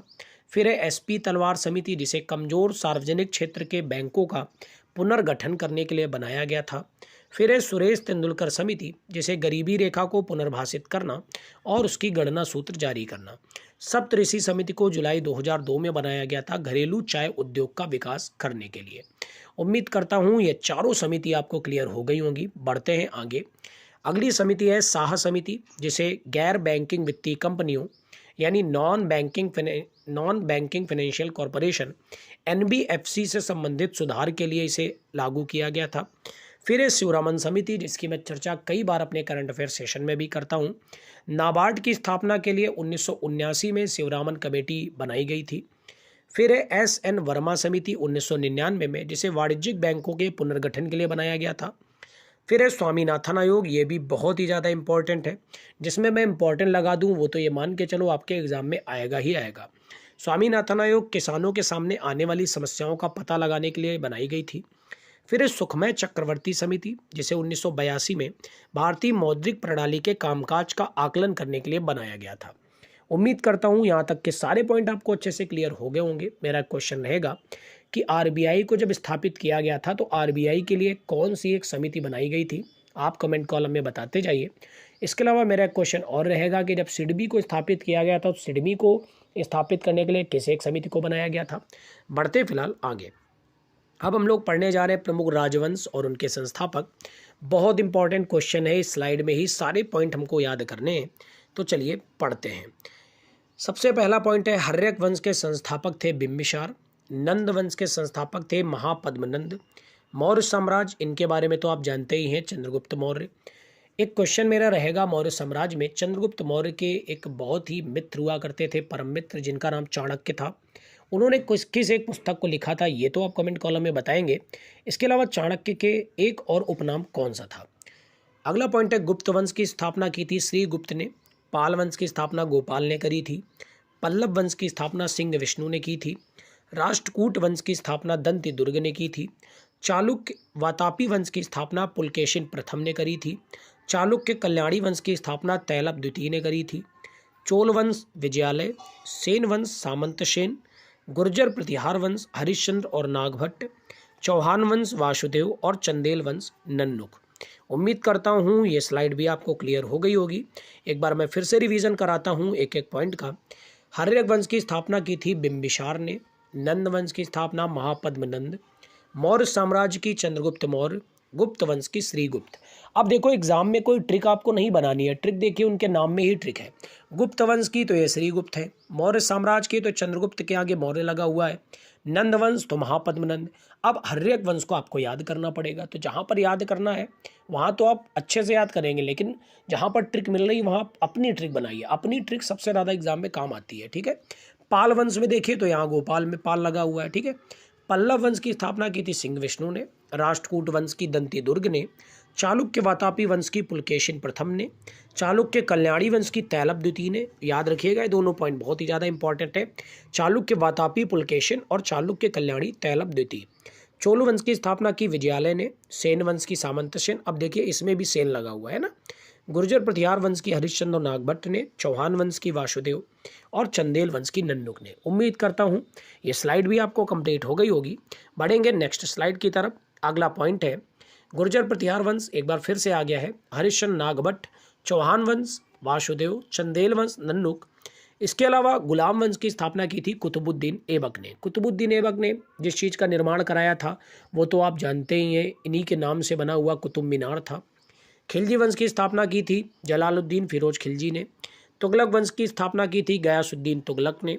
सैयद वंश की स्थापना खिज्जर खान ने करी थी। लोधी वंश की बहलोल लोधी ने।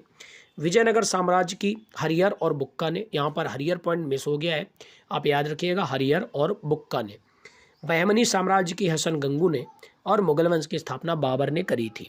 उम्मीद करता हूँ यहाँ तक के सारे पॉइंट क्लियर हो गए होंगे। मैं इस स्लाइड को फिर से एक बार रिवीजन कराता हूँ। गुर्जर प्रतिहार वंश हरिश्चंद्र, नागभट्ट, चौहान वंश वासुदेव, चंदेल वंश नन्नुक। गुलाम वंश की स्थापना कुतुबुद्दीन ऐबक ने करी थी। खिलजी वंश की स्थापना जलालुद्दीन फिरोज खिलजी ने करी थी। तुगलक वंश की स्थापना गयासुद्दीन तुगलक ने। सैयद वंश की खिज्जर खान ने। लोधी वंश की बहलोल लोधी ने। विजयनगर साम्राज्य की हरिहर और बुक्का ने। बहमनी साम्राज्य की हसन गंगू ने। और मुगल वंश की बाबर ने। मेरा क्वेश्चन रहेगा कि हुमायूं के पुत्र का नाम क्या था, आप कमेंट कॉलम में बताएंगे। बढ़ते फिलहाल इस वीडियो के सबसे इंटरेस्टिंग पार्ट की तरफ, जो कि क्विक रिवीजन है। मैं इस वीडियो के आखिरी में क्विक रिवीजन केवल इसलिए कराता हूं कि जो भी लोग देर से जुड़ते हैं वो लोग इस क्विक रिवीजन से भी बहुत कुछ सीख सकते हैं। और देखिए मैं एक वीडियो में कितनी बार रिवीजन कराता हूँ, मेरा उद्देश्य ये रहता है कि एक वीडियो में मैं आपको सब कुछ याद करा के भेजूँ, ठीक है। चलिए एक बार फिर से रिवीजन करते हैं। सबसे पहले पढ़ा भारत की कुछ समितियों में केसंथानम समिति, जो कि सीबीआई की स्थापना के लिए बनाई गई थी। एसपी तलवार समिति, कमजोर सार्वजनिक क्षेत्र के बैंकों के पुनर्गठन के लिए। सुरेश तेंदुलकर समिति, गरीबी रेखा को पुनर्भाषित करना और उसके गणना सूत्र के लिए। सप्तऋषि समिति, जुलाई 2002 में घरेलू चाय उद्योग के विकास के लिए। शाह समिति को बनाया गया एनबीएफसी से संबंधित सुधार के लिए। शिवरमन कमेटी 1979 में नाबार्ड की स्थापना के लिए। एसएन वर्मा कमेटी 1999 वाणिज्यिक बैंकों के पुनर्गठन के लिए। स्वामीनाथन आयोग 2004 किसानों के सामने आने वाली समस्याओं का पता लगाने के लिए। सुखमय चक्रवर्ती समिति 1982 में भारतीय मौद्रिक प्रणाली के कामकाज का आकलन करने के लिए। फिर हम लोगों ने कुछ राजवंश और उनके संस्थापक पढ़े, हर्यक वंश बिंबिसार, नंद वंश महापद्मनंद, मौर्य साम्राज्य चंद्रगुप्त मौर्य, गुप्त वंश श्रीगुप्त, पाल वंश गोपाल, पल्लव वंश का सिंह विष्णु, राष्ट्रकूट वंश की दंतिदुर्ग ने, चालुक्य वातापी वंश की पुलकेशिन प्रथम ने, चालुक्य कल्याणी वंश के तैलप द्वितीय, चोल वंश विजयालय, सेन वंश सामंत सेन, गुर्जर प्रतिहार वंश हरिश्चंद्र नागभट्ट, चौहान वंश वासुदेव, चंदेल वंश नन्नुक। इसके बाद अगला पॉइंट हम लोगों ने पढ़ा गुलाम वंश कुतुबुद्दीन ऐबक, खिलजी वंश जलालुद्दीन फिरोज खिलजी, तुगलक वंश गयासुद्दीन तुगलक, सैयद वंश खिज्जर खां, लोधी वंश बहलोल लोधी, विजयनगर साम्राज्य हरिहर और बुक्का, बहमनी साम्राज्य हसन गंगू और मुगल वंश बाबर। उम्मीद का पॉइंट है पंचतंत्र विष्णु शर्मा की पुस्तक है, प्रेम वाटिका रसखान की है। प्रेम से रिलेटेड ज़्यादातर पुस्तकें रसखान की ही हैं। मृच्छकटिकम शूद्रक की है, कामसूत्र वात्स्यायन की है, दाय भाग जीमूत वाहन, नेचुरल हिस्ट्री प्लिनी की है। नेचुरल हिस्ट्री में किस चीज़ के बारे में बताया गया है ये आपकी लूसेंट बुक में भी दिया हुआ है। अगर आपको पता है तो आप कमेंट कॉलम में बताते जाइए कि नेचुरल हिस्ट्री में किस चीज़ का वर्णन किया गया है। हम लोग बढ़ेंगे आगे, एक बार लेकिन रिवीजन करेंगे। तो पंचतंत्र विष्णु शर्मा की है, प्रेम वाटिका रसखान की है, मृच्छकटिकम शूद्रक की है, कामसूत्र वात्स्यायन की है, दाय भाग जीमूत वाहन की है और नेचुरल हिस्ट्री प्लिनी की है। इसके अलावा 10 कुमार चरितम के लेखक का नाम है दंडी, अवंत सुंदरी ये भी दंडी की है, बुद्ध चरितम अश्वघोष की है, कादम्बरी बाणभट्ट की है। ये पुस्तक तो बहुत ही बार पूछी गई है, कादम्बरी किसकी कृति है तो बाणभट्ट की है। अमरकोश अमर सिंह की है, इनके तो नाम में ही जाहिर है इनका नाम। शाहनामा फिरदौसी की है, साहित्य लहरी सूरदास और सूरसागर सूरदास। साहित्य लहरी सूरसागर ये भी बहुत ही ज़्यादा, ये तो हिंदी एग्जाम के लिए बहुत ही ज़्यादा जरूरी पुस्तकें हैं, एग्जाम में आती हैं तो याद रखिएगा। सूरसागर और साहित्य लहरी ये दोनों सूरदास की हैं। फिर है हुमायूंनामा जिसकी गुलबदन बेगम है। कुछ लोगों को डाउट ये होता है कि हुमायूंनामा हुमायूं की ही कृति है, तो ऐसा नहीं है। हुमायूंनामा गुलबदन बेगम की कृति है। नीति शतक भर्तहरि, श्रृंगार शतक भर्तहरि और वैरण्य शतक भर्तहरि, यानी 3 प्रकार के शतक हैं और ये तीनों प्रकार के शतक भर्तहरि के हैं। उम्मीद करता हूँ यहाँ तक के सारे पॉइंट आपको अच्छे से लर्न हो गए होंगे। एक बार फिर से देखते हैं। पंचतंत्र विष्णु शर्मा की है, प्रेम वाटिका रसखान की है, मृच्छकटिकम शूद्रक की, कामसूत्र वात्स्यायन की, दाय भाग जीमूत वाहन की, नेचुरल हिस्ट्री प्लिनी, 10 कुमार चरितम दंडी, अवंती सुंदरी दंडी, बुद्ध चरितम अश्वघोष, कादम्बरी बाणभट्ट, अमरकोश अमर सिंह, शाहनामा फिरदौसी, साहित्य लहरी और सूरसागर सूरदास, हुमायूंनामा गुलबदन बेगम, नीति शतक, श्रृंगार शतक, वैरण्य शतक, ये तीनों भर्तहरि की हैं।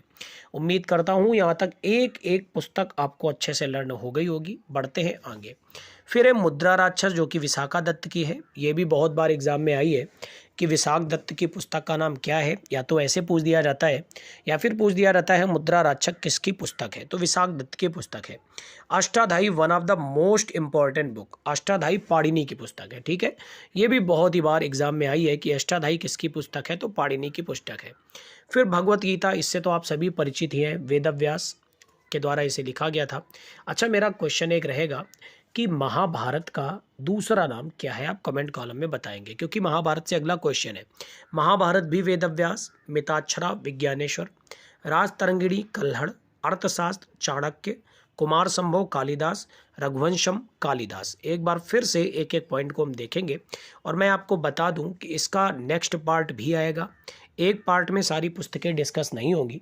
पुस्तकें तो बहुत ही ज़्यादा इम्पॉर्टेंट हैं, लेकिन मैं वो केवल 2 पार्ट में लेकर आऊँगा जो आपके एग्जाम में आती हैं। लगभग 100 के आसपास पुस्तकें मैं आपको कवर कराऊंगा, जिसमें 40 आज लेकर आया हूँ और 50 से 60 पुस्तकें कल लेकर आऊँगा। ठीक है, तो चलिए एक बार फिर से हम रिविज़न करेंगे। हम लोगों ने पढ़ा कि सारे प्रकार के शतक, नीति शतक, श्रृंगार शतक, वैरण्य शतक, ये भर्तहरि के हैं। मुद्रा राक्षस विशाख दत्त, अष्टाध्यायी पाणिनि, भगवत गीता वेदव्यास और महाभारत भी वेदव्यास, मिताक्षरा विज्ञानेश्वर, राजतरंगिणी कल्हड़, अर्थशास्त्र चाणक्य, कुमार संभव कालिदास और रघुवंशम कालिदास। मेरा क्वेश्चन रहेगा कि चाणक्य किस एक राजा के दरबार में थे और वो राजा का नाम आप पिछली क्लास में पढ़ चुके हो। उम्मीद करता हूँ आप कमेंट कॉलम में बताएंगे। ठीक है, बढ़ते हैं नेक्स्ट स्लाइड की तरफ और पढ़ते हैं अगली स्लाइड में लिखी हुई पुस्तकों को। पहला पॉइंट है अभिज्ञान शाकुंतलम जो कि कालिदास की है। गीत गोविंद जयदेव की है, ये भी बहुत ही ज़्यादा इंपॉर्टेंट है। फिर है मालती माधव, जिसको भवभूति ने लिखा था। उत्तर रामचरित, ये भी भवभूति ने लिखी थी। ये तो बहुत ही ज़्यादा इम्पॉर्टेंट है। पद्मावत, इस पर तो एक मूवी भी बन गई, आपको पता है, पद्मावत, जिसमें दीपिका पादुकोण और शाहिद कपूर, इसके अलावा शायद रणवीर सिंह ने काम किया है। तो पद्मावत मलिक मोहम्मद जायसी की है, ये भी याद रखिएगा। पद्मावत बहुत ही इम्पॉर्टेंट है। फिर है आईने अकबरी, इसको अबुल फजल ने लिखा है। अब जैसे हुमायूंनामा को लेकर लोगों को डाउट है, ऐसे ही अकबरनामा को लेकर या आईने अकबरी को लेकर भी लोगों को बहुत ज़्यादा डाउट है। मैं आपको बता दूं, हुमायूंनामा भी हुमायूं ने नहीं लिखी है, गुलबदन बेगम ने लिखी है। और अकबरनामा या फिर आईने अकबरी भी इन्होंने, अकबर ने नहीं लिखी है, दोनों की दोनों अबुल फजल ने लिखी है। ठीक है। फिर है बीजक, कबीरदास की है। रमैनी कबीरदास और सबद कबीरदास, ये तीनों आपको एक साथ याद करना है। जैसे हम लोगों ने सूर सागर, सूर सारावली और साहित्य लहरी सूरदास जी की याद करी, वैसे ही कबीरदास जी की ये तीन याद करनी है, बीजक, सबद, रमैनी। इसके अलावा एक साखी भी है, साखी, सबद, रमैनी। ठीक है। फिर है किताबुल हिंद, जो कि अलबरूनी की है। चित्रांगदा रविन्द्रनाथ टैगोर की है। और गीतांजलि भी रविन्द्रनाथ टैगोर की है। अच्छा, गीतांजलि के लिए तो इन्हें कोई अवार्ड भी मिला था, और वो अवार्ड हमारे भारतीय, किसी भी भारतीय को पहली बार मिला था। कौन सा अवार्ड था बताइए कमेंट कॉलम में। और किस एक फील्ड में मिला था इनको, ये भी आप कमेंट कॉलम में बताएंगे। किस एक ईयर में मिला था, ये भी आप कमेंट कॉलम में बताएंगे। तो काफ़ी सारे क्वेश्चन मैंने आपसे पूछे हैं, और मैं उम्मीद करता हूँ आप कमेंट कॉलम में जरूर बताएंगे। बढ़ते हैं इस वीडियो के सबसे इंटरेस्टिंग पार्ट की तरफ, जो कि क्विक रिवीजन है। तो क्विक रिवीजन में देखते हैं आज क्या है खास। ठीक है, तो चलिए पढ़ते हैं। सबसे पहला पॉइंट क्विक रिवीजन में, पंचतंत्र विष्णु शर्मा की है। प्रेम वाटिका रसखान की है। मृच्छकटिकम शूद्रक की है। कामसूत्र वात्स्यायन की है। दायभाग जीमूत वाहन की है। नेचुरल हिस्ट्री प्लिनी की है। 10 कुमार चरितम दंडी, अवंती सुंदरी भी दंडी। बुद्ध चरित्रम अश्वघोष, कादम्बरी बाणभट्ट, अमरकोश अमर सिंह, शाहनामा फिरदौसी, साहित्य लहरी सूर सागर, सूर सारावली, ये सूरदास की। हुमायूंनामा गुलबदन बेगम, याद रखिएगा, ये तो बहुत ही इंपॉर्टेंट है। सारे शतक, नीति शतक, श्रृंगार शतक, वैरण्य शतक भर्तहरि की है। मुद्रा राक्षस विशाख दत्त, अष्टाध्यायी पाणिनि, भगवद गीता वेदव्यास और महाभारत भी वेदव्यास। मिताक्षरा विज्ञानेश्वर, राजतरंगिणी कल्हड़, अर्थशास्त्र चाणक्य, कुमार संभव कालिदास, रघुवंशम भी कालिदास की है।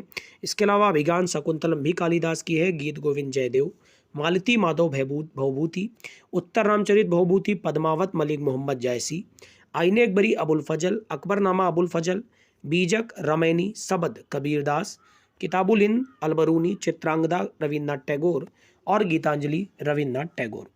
तो कैसी लगी आपको एक विसर्जन, जो कि रविन्द्रनाथ टैगोर जी की है। फिर है गार्डनर, जो कि रविन्द्रनाथ टैगोर जी की है। और हंगरी स्टोन्स, ये भी रविन्द्रनाथ टैगोर की है। आज की जो भी पुस्तकें हैं उसमें ज़्यादातर रविन्द्रनाथ टैगोर की हैं। जो भी शुरुआती पुस्तकें हैं इनमें से 5, जैसे विसर्जन है, गार्डनर है, हंगरी स्टोन्स है, गोरा है और चंडालिका है, ये रविन्द्रनाथ टैगोर की है। इसके अलावा कल मैंने आपको एक पुस्तक पढ़ाई थी गीतांजलि, जिसके लिए मैंने आपसे पूछा भी था कि कौन सा अवार्ड मिला था। तो मैं आपको बता दूं, 1913 में गीतांजलि के लिए साहित्य का नोबेल पुरस्कार मिला था रविन्द्रनाथ टैगोर को। तो रविन्द्रनाथ टैगोर भारत के महान साहित्यकारों में से एक थे। उन्हीं की पहली 5 पुस्तकें हैं जो मैंने आपको बताई, एक बार फिर से देख लीजिए। Visarjan Rabindranath Tagore, gardener Rabindranath Tagore, hungry stones ये भी रविन्द्रनाथ टैगोर की है, गोरा रविन्द्रनाथ टैगोर और चांडालिका रविन्द्रनाथ टैगोर। उम्मीद करता हूँ यहाँ तक के सारे पॉइंट आपके क्लियर हो गए होंगे। बढ़ते हैं आगे। फिर है भारत भारती, जो कि बहुत ही ज़्यादा इंपॉर्टेंट है हर एक एग्ज़ाम के लिए। ये पुस्तक है मैथिली शरण गुप्त जी की। डेथ ऑफ ए सिटी, ये पुस्तक है अमृता प्रीतम की।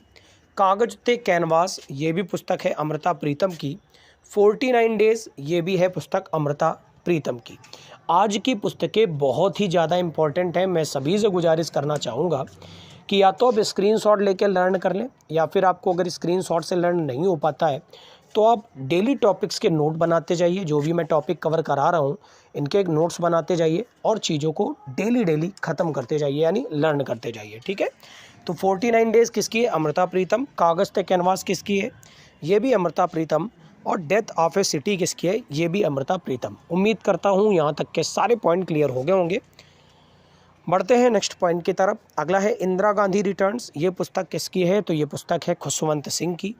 फिर है दिल्ली, ये पुस्तक किसकी है? ये भी पुस्तक है खुशवंत सिंह की। फिर है द कंपनी ऑफ वीमेन, ये पुस्तक किसकी है? ये भी पुस्तक है खुशवंत सिंह की। तो खुशवंत सिंह की 2 पुस्तकें, 3 पुस्तकें हम लोगों ने अभी तक पढ़ी हैं। Indira Gandhi returns Khushwant Singh, Delhi Khushwant Singh, the company of women ये भी खुशवंत सिंह। उम्मीद करता हूँ यहाँ तक के सारे पॉइंट आपको अच्छे से क्लियर हो गए होंगे। अगली पुस्तक है सखाराम बाइंडर, जो कि विजय तेंदुलकर साहब की है। फिर है इंडियन फिलॉसफी, जो कि लिखी थी डॉक्टर एस राधाकृष्णन ने। एटर्नल इंडिया इंदिरा गांधी की है। कामायनी जयशंकर प्रसाद की है। आंसू जयशंकर प्रसाद की है। मेरा क्वेश्चन यहाँ पर आपसे रहेगा, डिस्कवरी ऑफ इंडिया किसकी पुस्तक है? इसके अलावा माई एक्सपेरिमेंट विद ट्रुथ किसकी पुस्तक है? ये दोनों पुस्तकें किसकी हैं? आप कमेंट कॉलम में बताइए। मैंने एक स्लाइड कंप्लीट कर ली है, एक बार फिर से मैं क्विक रिवीजन आपको कराऊंगा और एक एक पॉइंट को बहुत अच्छे से कवर कराऊंगा। तो एक बार फिर से देखते हैं। विसर्जन पुस्तक है रविन्द्रनाथ टैगोर की। गार्डनर, हंगरी स्टोन्स, गोरा और चांडालिका, ये 5 पुस्तक रविन्द्रनाथ टैगोर की हैं। फिर भारत भारती मैथिली शरण गुप्त जी की है। डेथ ऑफ अ सिटी, कागज ते कैनवास, 49 डेज, ये तीनों पुस्तकें अमृता प्रीतम की हैं। फिर है इंदिरा गांधी रिटर्न्स, जो कि खुशवंत सिंह की है। दिल्ली खुशवंत सिंह की है। द कंपनी ऑफ वीमेन, ये भी खुशवंत सिंह की है। सखाराम बाइंडर विजय तेंदुलकर की है। Indian philosophy doctor S Radhakrishnan की है। एटर्नल इंडिया इंदिरा गांधी की है। कामायनी और आंसू जयशंकर प्रसाद की है। बढ़ते हैं नेक्स्ट स्लाइड की तरफ और देखते हैं कुछ इंपॉर्टेंट पुस्तकों को। अगला पॉइंट है लहर, ये भी जयशंकर प्रसाद की है। Life divine, essays on Gita, ये दोनों पुस्तकें अरविंदो घोष की हैं। कौन कौन? Life divine, essays on Gita. फिर है अनामिका और परिमल, ये सूर्यकांत त्रिपाठी निराला जी की हैं। यामा महादेवी वर्मा की है, बहुत ही बार एग्जाम में आई हुई है। फिर है ए वॉइस ऑफ फ्रीडम, जो कि नयनतारा सहगल की है। Area of darkness VS Naipaul की है। अग्निवीणा काजी नजरुल इस्लाम जी की है। डिवाइन लाइफ शिवानंद की है। गोदान, गबन, कर्मभूमि, रंगभूमि, ये चारों पुस्तकें प्रेमचंद्र जी की हैं। फिर कितनी नावों में कितनी बार, ये सच्चिदानंद हीरानंद वात्स्यायन अज्ञे जी की है। गोल्डन थ्रेशोल्ड सरोजनी नायडू की है।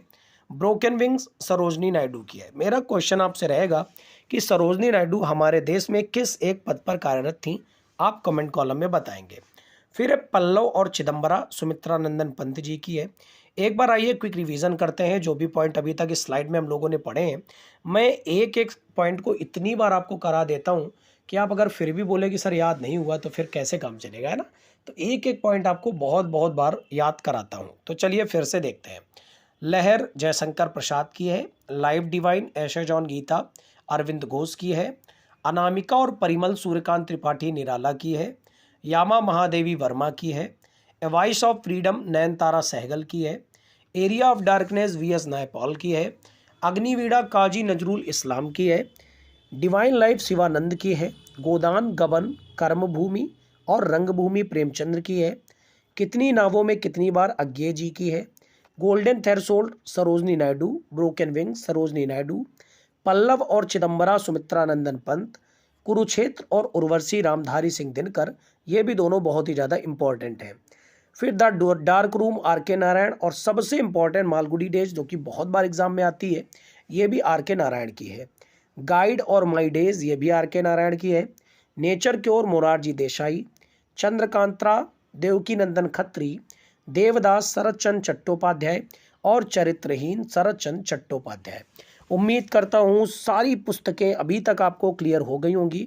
मैंने इन 2 वीडियो के माध्यम से अभी तक आपको कुल 85 पुस्तकें कवर कराई हैं और अभी इस पुस्तकों वाले 2 पार्ट और आएंगे जिसको मैं आगे की क्लासेस में कराऊंगा, क्योंकि लगातार मैंने पुस्तकें ही करा दी तो आप बोर हो जाएंगे, ठीक है? और मैं ऐसा नहीं चाहता हूँ। तो चलिए बढ़ते हैं इस वीडियो के सबसे इंटरेस्टिंग पार्ट की तरफ, जो कि क्विक रिवीजन है। तो आइए क्विक रिवीजन जल्दी जल्दी से करते हैं। सबसे पहले हम लोगों ने पढ़ा विसर्जन, गार्डनर, हंगरी स्टोन्स और गोरा। इसके अलावा चांडालिका, ये 5 रविन्द्रनाथ टैगोर जी की हैं। भारत भारती मैथिली शरण गुप्त की है। डेथ ऑफ अ सिटी, कागज ते कैनवास, 49 डेज, ये अमृता प्रीतम की हैं। Indira Gandhi return, Delhi, the company of women, ये हैं खुशवंत सिंह की। सखाराम बाइंडर विजय तेंदुलकर जी की है। Indian philosophy doctor Sarvepalli Radhakrishnan ji की है। एटर्नल इंडिया इंदिरा गांधी की है। कामायनी आंसू और झरना ये है जयशंकर प्रसाद की। लहर जयशंकर प्रसाद। इसके अलावा हम लोगों ने पढ़ा life divine Aurobindo Ghosh, essays on Gita Aurobindo Ghosh, Anamika Parimal Suryakant Tripathi Nirala, Yama Mahadevi Varma, a voice of freedom Nayantara Sahgal, area of darkness V S Naipaul, Agniveena Kazi Nazrul Islam, divine life Shivananda, Godan Gaban Karmabhoomi Rangbhoomi Premchand, कितनी नावों में कितनी बार अज्ञे, गोल्डन थ्रेशोल्ड और broken wing Sarojini Naidu, Pallav Chidambara Sumitra Nandan Pant, Kurukshetra Urvashi Ramdhari Singh Dinkar, the dark room Malgudi days R K Narayan, guide my days R K Narayan, nature cure Morarji Desai, Chandrakanta Devkinandan Khatri, Devdas Sharat Chandra Chattopadhyay और चरित्रहीन शरद चंद्र चट्टोपाध्याय। कैसा लगा आपको ये वीडियो? वन अनुसंधान संस्थान कहाँ पड़ता है? तो ये देहरादून में पड़ता है, यानी भारतीय वन अनुसंधान संस्थान का जो हेडक्वार्टर है ये पड़ता है देहरादून में। फिर है भारतीय वन्यजीव अनुसंधान संस्थान, इसका भी हेडक्वार्टर देहरादून में है। उम्मीद करता हूँ ये दोनों पॉइंट समझ में आ गए होंगे। कोई भी ट्रिक मत बनाइएगा, बस अपनी ट्रिक ये बना लीजिएगा कि दोनों में वन जैसे शब्द हैं और वन जैसे शब्द मिले तो इसको हम ले जाएंगे देहरादून। यानी भारतीय वन अनुसंधान संस्थान, इसमें वन दिख रहा है आपको, भारतीय वन्य जीव अनुसंधान संस्थान, इसमें भी आपको वन्य दिख रहा है, यानी दोनों एक जैसे दिख रहे हैं, तो दोनों देहरादून ले जाने हैं आपको। उम्मीद करता हूँ समझ में आ रहा होगा। तो चलिए ये बताइए, देहरादून जो है ये उत्तराखंड में है, तो चलिए बताइए उत्तराखंड के वर्तमान में मुख्यमंत्री कौन है, इसके अलावा गवर्नर कौन है। बढ़ते फिलहाल अगले पॉइंट की तरफ। अगला पॉइंट है केंद्रीय पक्षी शोध संस्थान, इज्जत नगर में इसका हेडक्वार्टर है। इज्जत नगर कहाँ पड़ता है आप कमेंट कॉलम में बताइए। फिर है राष्ट्रीय पर्यावरण शोध संस्थान, नागपुर में है। राष्ट्रीय पर्यावरण शोध संस्थान नागपुर में कोई एक सम्मेलन हुआ था, कौन सा सम्मेलन हुआ था? अगर आपको पता है कि वो सम्मेलन कौन सा था, मैं आपको हिंट देता हूँ। विश्व पर्यावरण सम्मेलन था कि विश्व हिंदी सम्मेलन था? इन्हीं दोनों में से कोई एक है, कमेंट कॉलम में बताइए। और ये भी बताइए किस एक ईयर में हुआ था नागपुर में, ठीक है। फिर है राष्ट्रीय ऊंट अनुसंधान संस्थान, ये बीकानेर में स्थित है। फिर है राष्ट्रीय भूभौतिकी अनुसंधान संस्थान, हैदराबाद में है। इसके अलावा अगला पॉइंट है राष्ट्रीय पर्यावरण अभियांत्रिकी शोध संस्थान, ये भी नागपुर में है। मेरा एक क्वेश्चन रहेगा कि माउंट आबू जो है किस एक पर्वत शिखर की सबसे ऊंची चोटी है? आप कमेंट कॉलम में बताएंगे। फिर है भारतीय कृषि अनुसंधान परिषद, इसका हेडक्वार्टर नई दिल्ली में है। भारतीय मृदा विज्ञान संस्थान प्रयागराज इलाहाबाद में है। केंद्रीय मृदा एवं लवणता अनुसंधान संस्थान, ये करनाल में है। करनाल कहाँ पड़ता है, किस एक राज्य में? आप कमेंट कॉलम में बताइए। भारतीय बागवानी अनुसंधान संस्थान बेंगलुरु में पड़ता है। अब कुछ लोग ये सोच सकते हैं कि सर ऐसी चीज़ों को पूछ देते हैं जो हमें पता ही नहीं है, तो मैं इसीलिए पूछता हूँ आपसे, जिससे कि अगर आपको नहीं भी पता है आप सर्च करेंगे तो चीज़ें आपके दिमाग में स्ट्राइक करने लगेंगी। फिर वो जगह जब आपको मिलेगी तो आप जान जाएंगे कि ये जगह इस राज्य में पड़ती है। तो ज़्यादा से ज़्यादा चीज़ों को सर्च किया करिए और कमेंट कॉलम में बताने का प्रयास किया करिए। एक बार फिर से देखते हैं, क्योंकि मेरा इस क्लास का उद्देश्य ये रहता है कि एक ही क्लास में मैं आपको हर चीज़ अच्छे से लर्न करा दूँ। तो चलिए देखते हैं। भारतीय वन अनुसंधान संस्थान और भारतीय वन्य जीव अनुसंधान संस्थान, इन दोनों के हेडक्वार्टर देहरादून में है। केंद्रीय पक्षी शोध संस्थान इज्जत नगर में है। राष्ट्रीय पर्यावरण शोध संस्थान नागपुर में है। राष्ट्रीय ऊंट अनुसंधान संस्थान बीकानेर में है। राष्ट्रीय भूभौतिकी अनुसंधान संस्थान हैदराबाद में है। राष्ट्रीय पर्यावरण अभियांत्रिकी शोध संस्थान नागपुर में है। भारतीय कृषि अनुसंधान परिषद न्यू दिल्ली में है। भारतीय मृदा विज्ञान संस्थान प्रयागराज। केंद्रीय मृदा एवं लवणता अनुसंधान संस्थान करनाल। भारतीय बागवानी अनुसंधान संस्थान बेंगलुरु। उम्मीद करता हूँ ये स्लाइड में लिखे हुए एक एक पॉइंट आपको याद हो गए होंगे। बढ़ते फिलहाल अगली स्लाइड की तरफ। अगली स्लाइड में है सबसे पहले भारतीय वन सर्वेक्षण केंद्र, ये भी देहरादून में है। तो आप देख रहे हैं वन अनुसंधान संस्थान हो, चाहे वन्य जीव अनुसंधान संस्थान हो या फिर वन सर्वेक्षण संस्थान हो, सब में वन आया है। तो सब कहाँ है? देहरादून में। बन गई ना अपनी वाली ट्रिक, है ना। यहाँ पर कोई ऐसा ऊट पटांग ट्रिक नहीं बनानी है कि आप एग्जाम में जाकर भूल जाओ, है ना। ट्रिक वो बनाओ हमेशा जो आपको एग्जाम में याद रह जाए, यानी आपकी अपनी खुद की ट्रिक होनी चाहिए।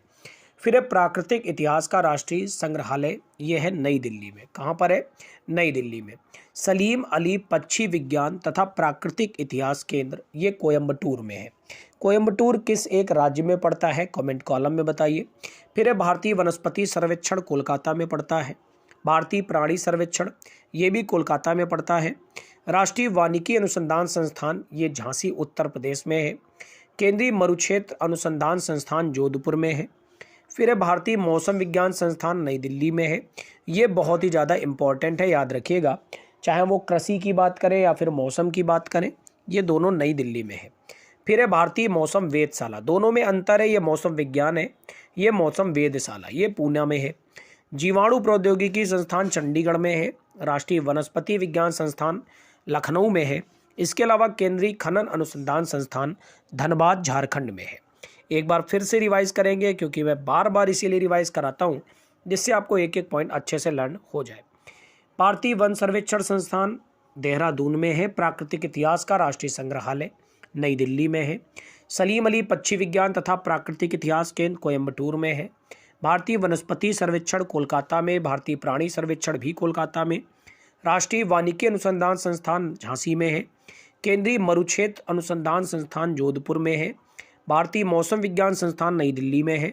भारतीय मौसम वेधशाला पुणे में है। जीवाणु प्रौद्योगिकी संस्थान चंडीगढ़ में है।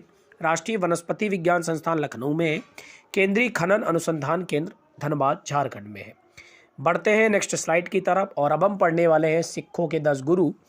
इन गुरुओं का क्रम आपको याद होना चाहिए, क्योंकि एग्जाम में ऐसे करके क्वेश्चन आता है कि सिखों के पहले गुरु कौन थे, सिखों के तीसरे गुरु कौन थे, सिखों के 5वें गुरु कौन थे, सिखों के आखिरी गुरु कौन थे। तो एक एक गुरु आपको क्रम से याद होने चाहिए। तो चलिए देखते हैं।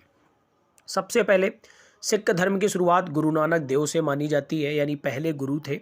फिर गुरु अंगद देव, फिर गुरु अमरदास, गुरु रामदास, गुरु अर्जुन देव, गुरु हरगोविंद, गुरु हर राय, गुरु हरकिशन, गुरु तेग बहादुर, गुरु गोविंद सिंह। याद कैसे करेंगे? तो सबसे पहला पॉइंट जो है गुरु नानक देव, ये तो आपको याद है ही। फिर गुरु अंगद देव आपको याद रखने हैं। कैसे याद करेंगे? अपनी वाली ट्रिक बनाइए। गुरु नानक देव से शुरुआत हुई, फिर दोनों आ नाम से, यानी गुरु अंगद देव और गुरु अमरदास। फिर अमरदास के बाद एक और दास, रामदास। फिर गुरु अर्जुन देव। फिर 3 गुरु ऐसे हैं जिनमें हर लगा हुआ है, गुरु हरगोविंद, गुरु हर राय, गुरु हरकिशन, फिर गुरु तेग बहादुर और गुरु गोविंद सिंह। देखिए कितने अच्छे तरीके से हम लोगों ने लर्न कर लिया। फिर से देखिए, गुरु नानक देव, गुरु अंगद देव, गुरु अमरदास, रामदास, अर्जुन, गुरु हरगोविंद, गुरु हर राय, गुरु हरकिशन, गुरु तेग बहादुर और गुरु गोविंद सिंह। तो ये थी आज की इंपॉर्टेंट क्लास। एक बार क्विक रिवीजन करेंगे हम लोग जल्दी से। तो जल्दी से एक एक पॉइंट देखते जाइएगा। भारतीय वन अनुसंधान संस्थान, भारतीय वन्य जीव अनुसंधान संस्थान, दोनों देहरादून में है। केंद्रीय पक्षी शोध संस्थान इज्जतनगर। राष्ट्रीय पर्यावरण शोध संस्थान नागपुर। ऊंट अनुसंधान बीकानेर। भूभौतिकी हैदराबाद। पर्यावरण अभियांत्रिकी नागपुर। कृषि नई दिल्ली। मृदा प्रयागराज। मृदा और लवणता करनाल। बागवानी अनुसंधान बेंगलुरु। वन सर्वेक्षण देहरादून। इतिहास का संग्रहालय नई दिल्ली। सलीम अली पक्षी विज्ञान कोयम्बटूर। भारतीय वनस्पति कोलकाता। प्राणी कोलकाता। वानिकी अनुसंधान संस्थान झांसी। मरुक्षेत्र जोधपुर। मौसम विज्ञान नई दिल्ली। मौसम वेधशाला पुणे। जीवाणु प्रौद्योगिकी संस्थान चंडीगढ़। वनस्पति विज्ञान संस्थान नई दिल्ली लखनऊ। केंद्रीय खनन अनुसंधान संस्थान धनबाद झारखंड।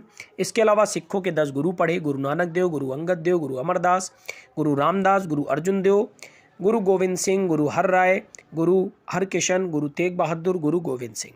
बीच में गुरु हरगोविंद थे। कैसा लगा आपको वीडियो? आप कमेंट कॉलम में बताएं। ज़्यादा है भारत और रशिया के बीच इंद्र नाम की एक्सरसाइज को किया जाता है। फिर है मैत्री, जो कि थाईलैंड और भारत करता है। सूर्य किरण नेपाल और भारत करता है। हैंड इन हैंड चाइना और भारत करता है। इसमें से अगर सबसे इम्पॉर्टेंट की बात करें तो इनमें सबसे इम्पॉर्टेंट में 3 है। मैत्री इतनी ज़्यादा नहीं पूछी जाती है। वैसे एग्जामिनर पूछने को तो कुछ भी पूछ सकते हैं, ऐसा हम नहीं कह सकते हैं कि इसमें कौन ज़्यादा इम्पॉर्टेंट है, लेकिन जो एग्ज़ाम में ज़्यादा आती हैं उनकी बात करें तो इंद्र ज़्यादा आती है। इसके अलावा बात करें तो सूर्य किरण ज़्यादा आती है और हैंड इन हैंड ज़्यादा आती है। ठीक है, तो इंद्र है रशिया और भारत के बीच, मैत्री है थाईलैंड और भारत के बीच, सूर्य किरण है नेपाल और भारत के बीच, हैंड इन हैंड है चाइना और भारत के बीच। उम्मीद करता हूँ यहाँ तक आपको क्लियर हो गया होगा।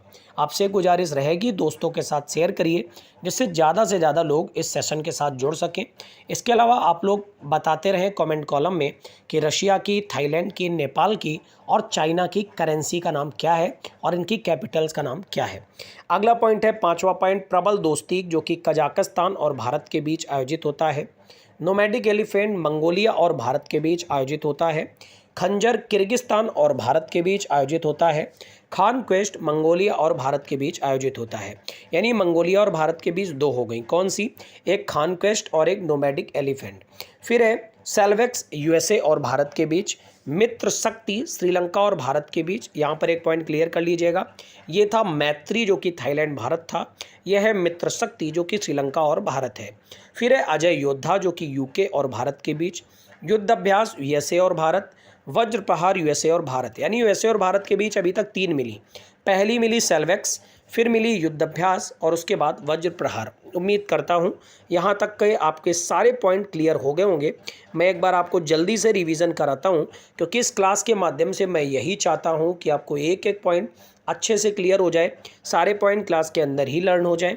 तो सबसे पहले पढ़ा इंद्र रशिया और भारत के बीच, मैत्री थाईलैंड और भारत के बीच, सूर्य किरण नेपाल और भारत के बीच, हैंड इन हैंड चाइना और भारत के बीच, प्रबल दोस्ती कजाकिस्तान और भारत के बीच, नोमैडिक एलिफेंट मंगोलिया और भारत के बीच, खंजर किर्गिस्तान और भारत के बीच, खान क्वेस्ट मंगोलिया और भारत के बीच, सेल्वेक्स यूएसए और भारत के बीच, मित्र शक्ति श्रीलंका और भारत के बीच, अजय योद्धा यूके और भारत के बीच, युद्ध अभ्यास यूएसए और भारत के बीच, वज्र प्रहार यूएसए और भारत के बीच। उम्मीद करता हूँ आपने मेरे साथ साथ सारे पॉइंट क्लियर कर लिए होंगे। बढ़ते हैं आगे। इक्वेरियन मालदीव और भारत के बीच, ये बहुत ही ज़्यादा इंपॉर्टेंट है, याद रखिएगा। संप्रति बांग्लादेश और भारत के बीच। बोल्ड कुरुक्षेत्र सिंगापुर और भारत के बीच। अग्नि योद्धा भी सिंगापुर और भारत के बीच, यानी सिंगापुर और इंडिया के बीच में भी दो हो गए। पहला है बोल्ड कुरुक्षेत्र और दूसरा है अग्नि योद्धा। फिर है चाइना और इंडिया का, चीन इंडिया संयुक्त युद्ध अभ्यास बोलते हैं चाइना और भारत के बीच, तो चाइना और भारत के बीच भी हैंड इन हैंड और चीन इंडिया संयुक्त।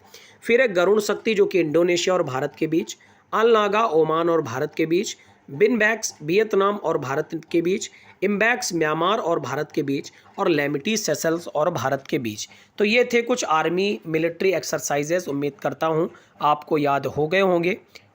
सबसे बढ़िया याद करने का तरीका ये है, आप इसका स्क्रीनशॉट ले लीजिए और टहलते हुए इन चीज़ों को लर्न कर सकते हैं। बाकी याद करने के तो तमाम सारे तरीके होते हैं, आपको जो तरीका पसंद हो आप उससे कर सकते हैं। बढ़ेंगे फिलहाल नेक्स्ट स्लाइड की तरफ, और अब हम पढ़ेंगे कुछ नौसेना के अभ्यास यानी इंडियन नेवी मिलिट्री एक्सरसाइजेस।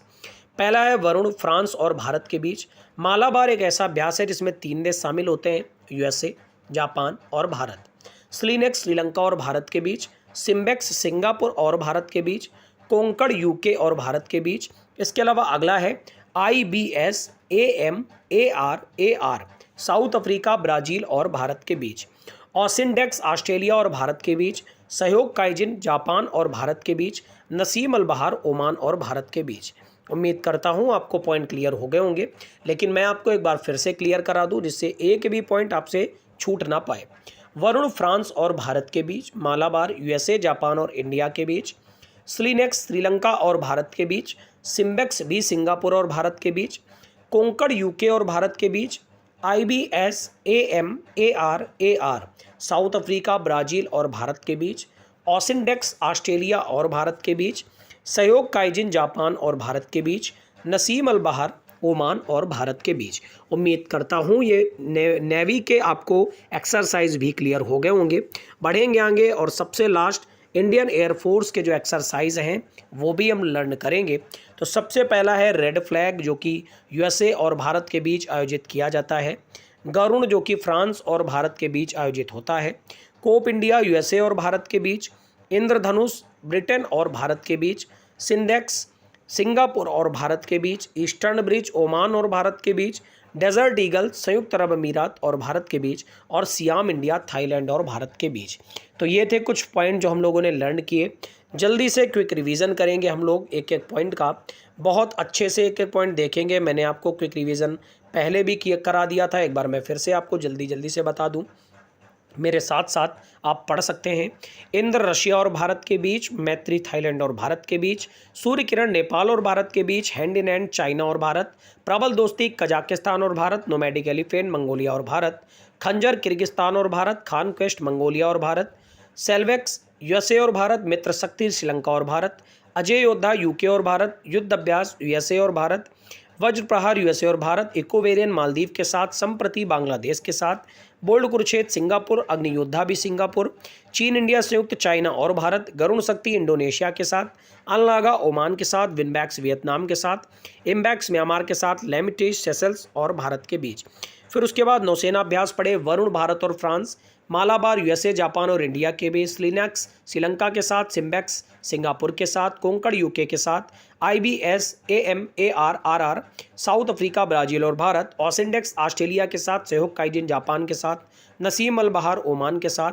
उसके बाद वायुसेना अभ्यास हम लोगों ने पढ़े, रेड फ्लैग यूएसए के साथ, गरुण फ्रांस के साथ, कोप इंडिया यूएसए के साथ, इंद्रधनुष ब्रिटेन के साथ, सिंडेक्स सिंगापुर के साथ, ईस्टर्न ब्रिज ओमान के साथ, डेजर्ट ईगल संयुक्त अरब अमीरात के साथ और सियाम इंडिया थाईलैंड के साथ। उम्मीद